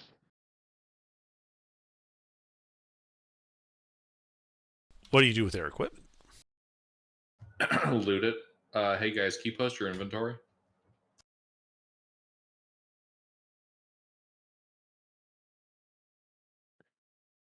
and this is the most we can do for them.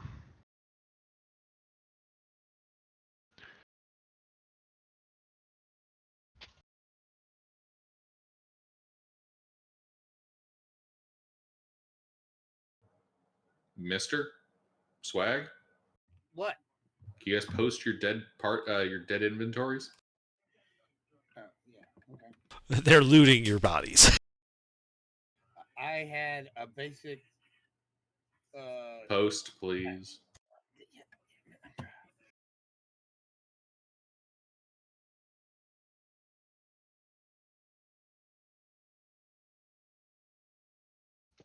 It'll be a minute for me to post. I have to hook the computer up to the internet, boot it up. It'll take a while. That's why I didn't want to post it. I just wanted to tell you I had a basic Dungeoneers pack with some Okay. perfume.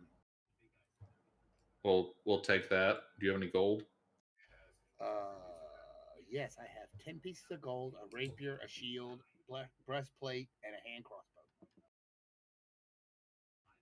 That's the weapons I have. Oh shit, yeah, let's loot that stuff. Yeah, that's what I have. Breastplate? Breastplate, yes. I don't have any levels in Rogue yet, so the breastplate's better. Wait, you get a breastplate? What? It's immediate. I'm a paladin. Yes, I get a breastplate. The hell? What the hell does it say you get a breastplate? You don't start with a fucking breast. Oh, a breastplate. Yeah, no, he can have that.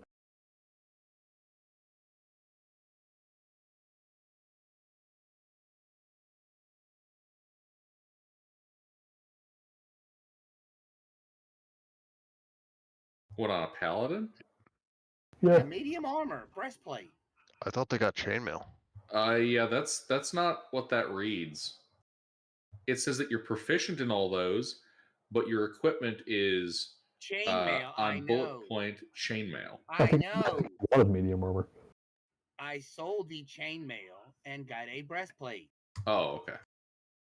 Damn it, y'all don't listen. I was a rogue. I have dex based. Chainmail does me no good. Yeah, I'm just the reason I questioned it is because a chainmail is 75 gold. A breastplate is 400 gold. Yeah, that was my That's point why of I red questioning. flagged it and like said breastplate allowed. Yeah. Well, then, Yeah, you well, then if can't. I couldn't afford it, You then I couldn't wouldn't afford a afford it. breastplate, not at level 1. That's where my confusion was lying. I'm like, because yeah, that would change how everybody builds everything if we could get breastplates that easily. Well, then I would have took whatever medium armor is I could afford then. I don't think it came up, so you would have I just wouldn't have taken taken equipment chainmail. that doesn't. Doesn't fit my character. I wouldn't have taken chainmail. Yeah, you probably would have gone to scale mail then. Yeah, I just would have taking told him that disadvantage. scale mail. And if that's what I could afford, that's what I would have got. Yeah, with your starting equipment, if you sold a bunch of it, you probably could have. Because scale mail's only 50. Right. I didn't need anything at the beginning. I don't need rations. I sold all those back. I don't need any of that. All right, well, no. A scale mail has the same AC as breastplate anyway. It just has disadvantage on stealth checks, so you would have been fine. And I'm not using stealth yet. Well, what I meant is it wouldn't have like affected your AC or anything to have scale. Oh, well, yeah. I got it. All right. 10 gold, rapier, scale mail. What else do you have? Shield? Yep. A rogue with a shield is stupid.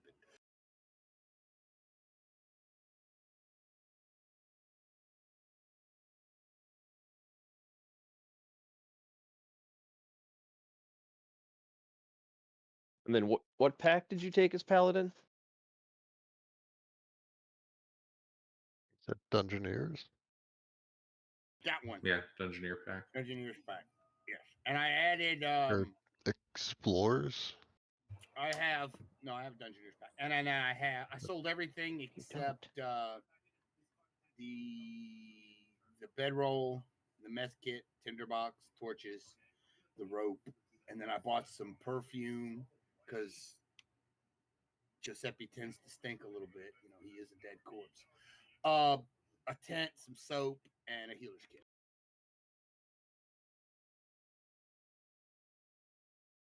You can't get a Dungeoneer pack as a paladin. That's why I was asking which pack did you take? No, I figured he probably just bought one. They're not that much more expensive. Yeah, there's a lot of goofy cheese you can do to like get some loot, like what I do for starting. But yeah, I sell off That's just most of my pack. yeah, it's just based on like resale and taking 2-hand crossbows.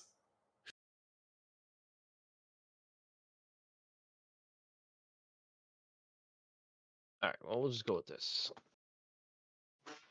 And then Swag had.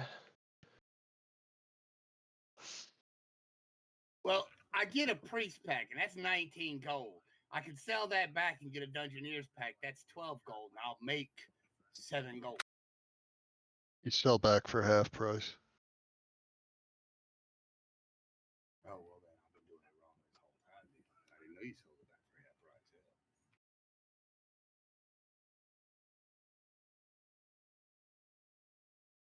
price. We're just fucking auditing right now. Like, what the goddamn- Yeah, It all started with the fucking breastplate. I'm sorry, that one I can't let slide. Right? the breastplate. Yeah, that was like I'm like, how expensive is it? I'm opening my books, flip through. You beat me to it though. Who the fucking As for Dungeoneer Dungeoneers power versus ups? Priest Pack, that I don't really care about. I'll be honest with you. A few gold, that I don't give a damn about. But You want to start with the Dungeoneers pack? Fine. Start with the Dungeoneers pack. I don't give a damn. I mean, those things are fluid anyway. I thought it was always based on what your character does anyway. Yeah, like Character you build. the packs are generally just they're so similar Yeah, I know the class tells you which one you're supposed to start with, but if you were to have come to me and said, "Hey, can I start with the Dungeoneers Pact?" and said it makes more sense for my background, I would have said sure. So I really don't care. That's usually how I do it, because that's Yeah. how I would normally do as a DM. I don't care about the packs. The packs, yeah, I don't care about the packs. The breastplate I do care about. That was a significant amount of gold. A little bit of an oops didn't there. realize, I just grabbed the one in middle, the best one in or the one in medium armor instead of my chainmail. So I get rid of my chainmail. Yeah, well, just in the future, just remember some of the armors are really expensive. Anyway, so what do you guys do? Morning has come.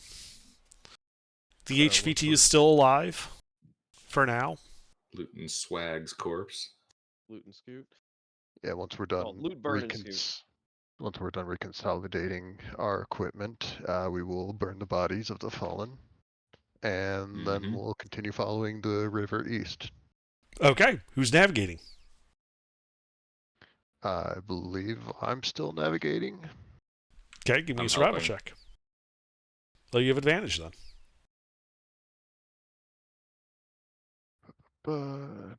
Numbers. 13. Okay.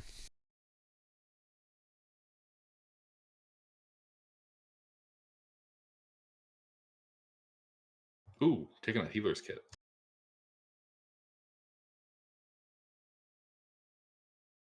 Yeah, I got one of those too. So you guys are marching along. The sun getting higher in the sky as you follow the river.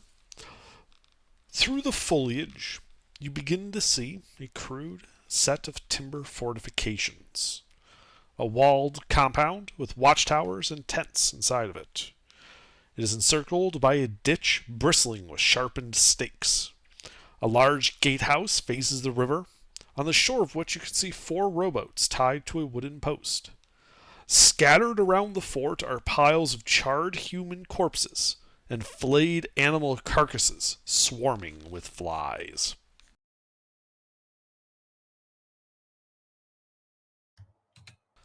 The priest sighs as, Fort Vengeance.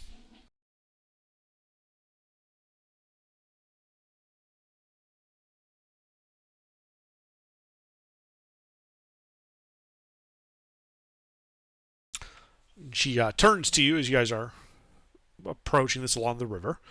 You'll have to come with me to speak to the person in charge.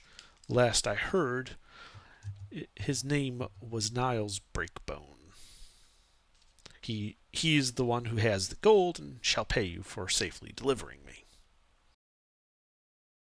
I had assumed as much. Lead the way.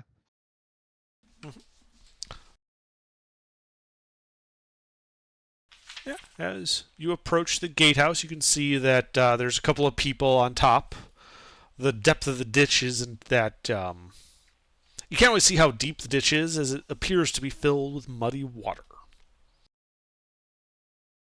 2 guards are stationed atop it, and as the priestess approach, she calls out to open in the name of the lance. And soon enough, you hear a bar being removed, and the gate's gates swinging open to admit you. I actually have a picture of this. Give me a second. Ooh, I like pictures. I like pretty pictures. I like pretty pictures with dragons. No dragon. But this is Fort Vengeance. Mm-hmm. It's like I've been here in many other lives. All right, I know exactly what we need to do, guys. So Burn it down. We'll take a dozen arrows with pitch. We'll fire those in at the tents while we leave a large barrel of oil at the gatehouse and light that on fire. From there, their fortifications will be destroyed. And we can kill them piecemeal at our leisure. While the guards are like 3 steps away, just watching us in disbelief.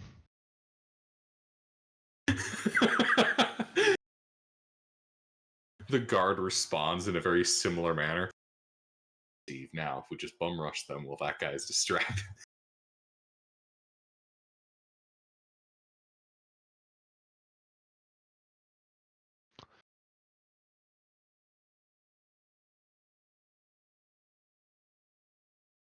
So, yeah, you're brought in. The stink of disease, excrement, and festering bodies kind of wafts over this whole camp, sitting on it like a miasma.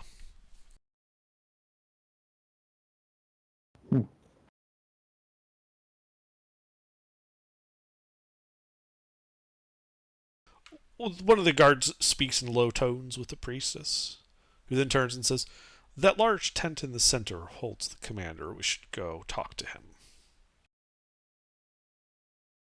Well, rather you should go talk to him. I'm going to go see to some of these wounded. You'll be fine on your own. Yeah, I just realized the irony of me being deaf and having observant is I can still pretty much hold a conversation. Except you're like yelling at the other person. Read the whole time.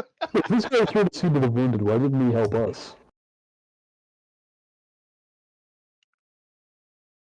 What was that? Kind of wounded. Presumably a priest, can he... Oh, well, She. excuse me. Can't she, like, cure people who are ill from all the illnesses in this jungle?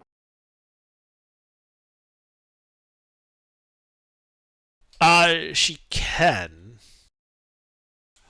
But, none of you asked for her help. She doesn't know you well enough to think that, you being paranoid is actually different. As... I mean, is she as- one of my clerics? What the hell? I mean, Well, it's also... She was, looking all around her, she's like, oh, well, they didn't ask for help. Sister Beta, is that you? Let him answer, mister. No. So I'm trying to retcon here because I didn't realize she had that spell, alright? Look, it kind of seems like, I don't know if she came here for the purpose of healing the sick. She did not. She came here Okay. because she's a member of a militant order called the Knights of the Lance. Maybe she was just fed up with us and she decided to let Tamora just wallow in sickness. And Eberron Okay, has I got a paranoid better. breakdown. Yeah, but that wouldn't have seemed that out of place. Nothing obvious is wrong with River. Tamura's talking louder, but that's not a red flag. So nothing didn't- about the blue or the mist, what's afflicting us, is obvious enough to warrant further investigation. The thing that the mist was, but Tamora was also, like, visibly ill. Yeah, I got better. I guess, yeah, she must have thought you were fine and you were just acting weird. Cold. It's fine. Some chills. It'll pass. In the middle of the, jungle.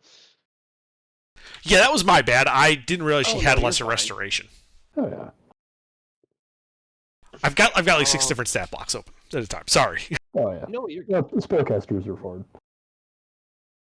What? can't The believe you DM didn't forgetting memorize. some of the stuff that his creatures do? Oh, God, I've never been there before.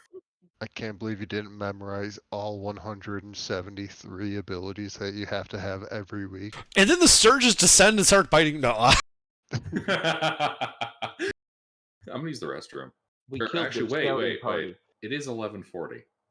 I think he'll be calling it soon. I will be. I wanted to get through the introduction to Commander Breakbone, if Of you don't course. mind. We I'll go introduce ourselves. All Yeah. right. Introduce Entertainment ourselves. for our 6 party members. So you walk in. Commander Breakbone, I presume. If you haven't Yes! told me your name. Ah, good. You brought her. We are in desperate need of medics. Our last one got sick and shat himself to death. Oh. Ew. Such is jungle fighting. Out of morbid curiosity, did he get back up? He did, briefly. We are well aware of the undead problem here and dealt with it appropriately. The pyres burn day and night. Can't even shit yourself to death in peace. Damn. There was nothing peaceful about it. These are my other captains, Ord and Pirna. Are you here to sign up and join the cause? What's the cause? We were here to escort the priestess. Oh, I'm aware of that, and, I suppose you wish your payment. Ord, please, as Ord begins looking open, you can hear like the clunk of like a safe being opened. And she begins pulling out little bags and begins handing them out 100 gold to each of you. Ah, yes, please, do take this with my compliments. Forgive me, I am simply making the pitch, as it were. We are in a bit of a sticky wicket here, and could use some assistance in purging this land of evil and undead. If you can see, they are a growing threat, both here and to the greater Ikristanian area. We intend to, through force of arms, purge this jungle of all evil. It has not been going that well. I'd imagine it's hard to stab whatever. Was this a curse? Curses, smurses, local superstitious nonsense. It's just some undead. You kill them, eventually you get rid of all the undead, and you burn all the bodies. It's like a disease. It will burn itself out. But we do have to actively purge it because the undead are undead. They'll last a long time otherwise. Oh, I don't think the guy who shit himself to death got bit. I don't know if this is transmitted through contact, but Could be in the very air we breathe. This miasma has been sitting on us. Is certainly not good for us. Super plague then. Yeah, precisely. That's why I was hoping you were here to sign up, or at least I could convince you to. We're in desperate need of manpower. If not, I understand. The way of the knights is not a way for everybody.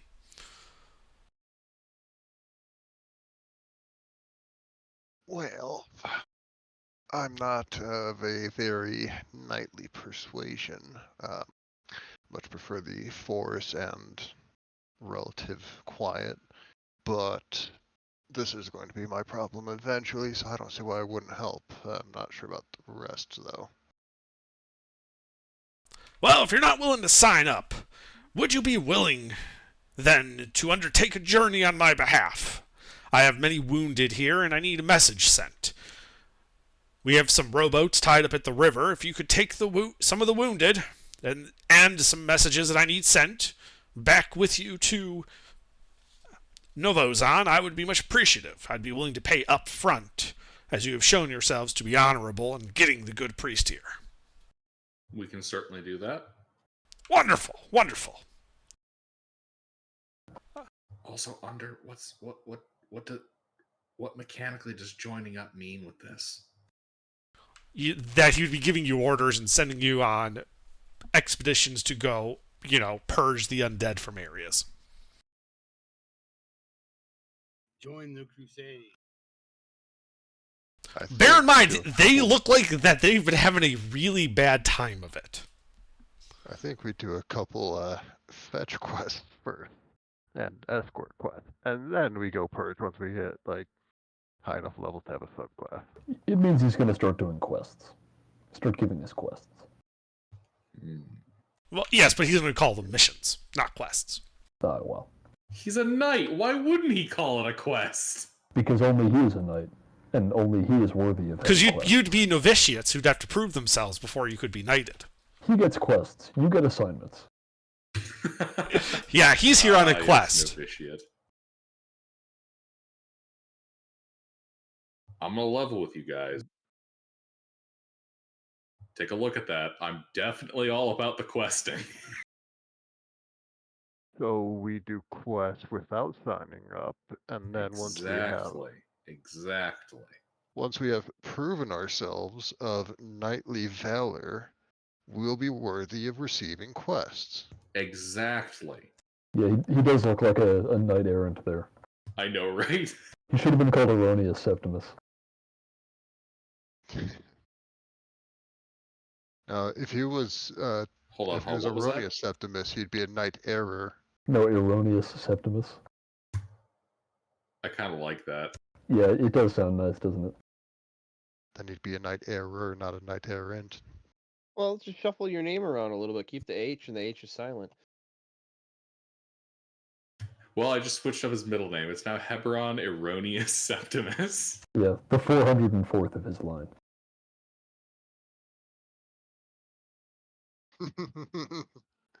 uh, No, seriously, when I came up with this dude, I'm like, you know what? Fuck it. I'll be as against type as I possibly can be. I'm gonna go full like fucking Lancelot on this. Hmm. Specifically, the bad interpretation of Lancelot, where he's a complete piece of shit. so, party. We are taking the escort quest downstream then? Mm-hmm. Oh, absolutely. Might I Alright. recommend only the healthiest of injured people come with us? No, Okay, the healthy bring people it. are staying here. The medic, the priest that you brought will be able to tend to them. I want to send our 8 worst cases downriver with you. The walking wounded can be healed If- and rejoin If the we, fight. at the very, they are the closest to death. If we can get them out of the jungle before they die, then at least we can, potentially save them later. But if they die here in the jungle, then there is no coming back from that. Makes sense to me. Good. I can afford to pay each of you 50 gold to undertake this assignment for me. Most generous. Up front. Up front, yes. How long are these wounded going to have? Are they in the process of dying, or are they just too severely injured to rejoin the fight anytime soon?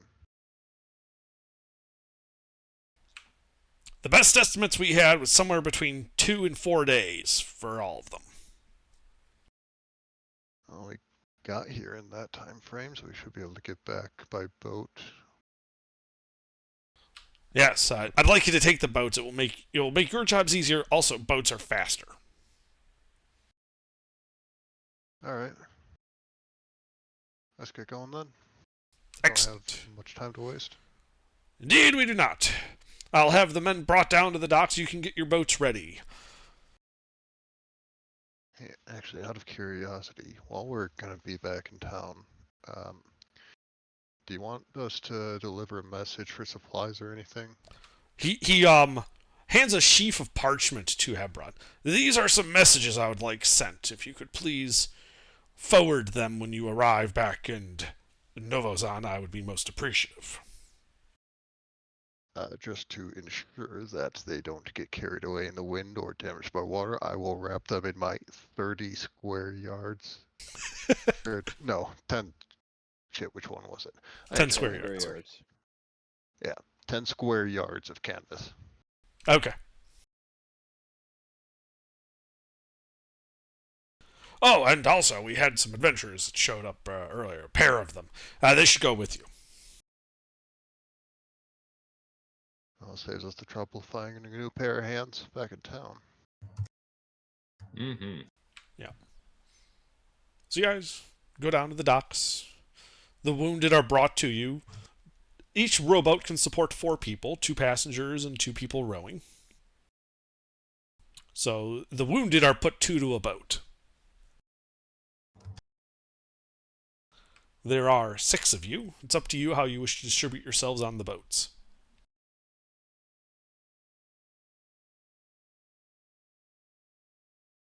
But eventually you would distribute yourselves in such a way and begin heading downriver in your boats. And I think that is where we will call it this evening. Oh yeah.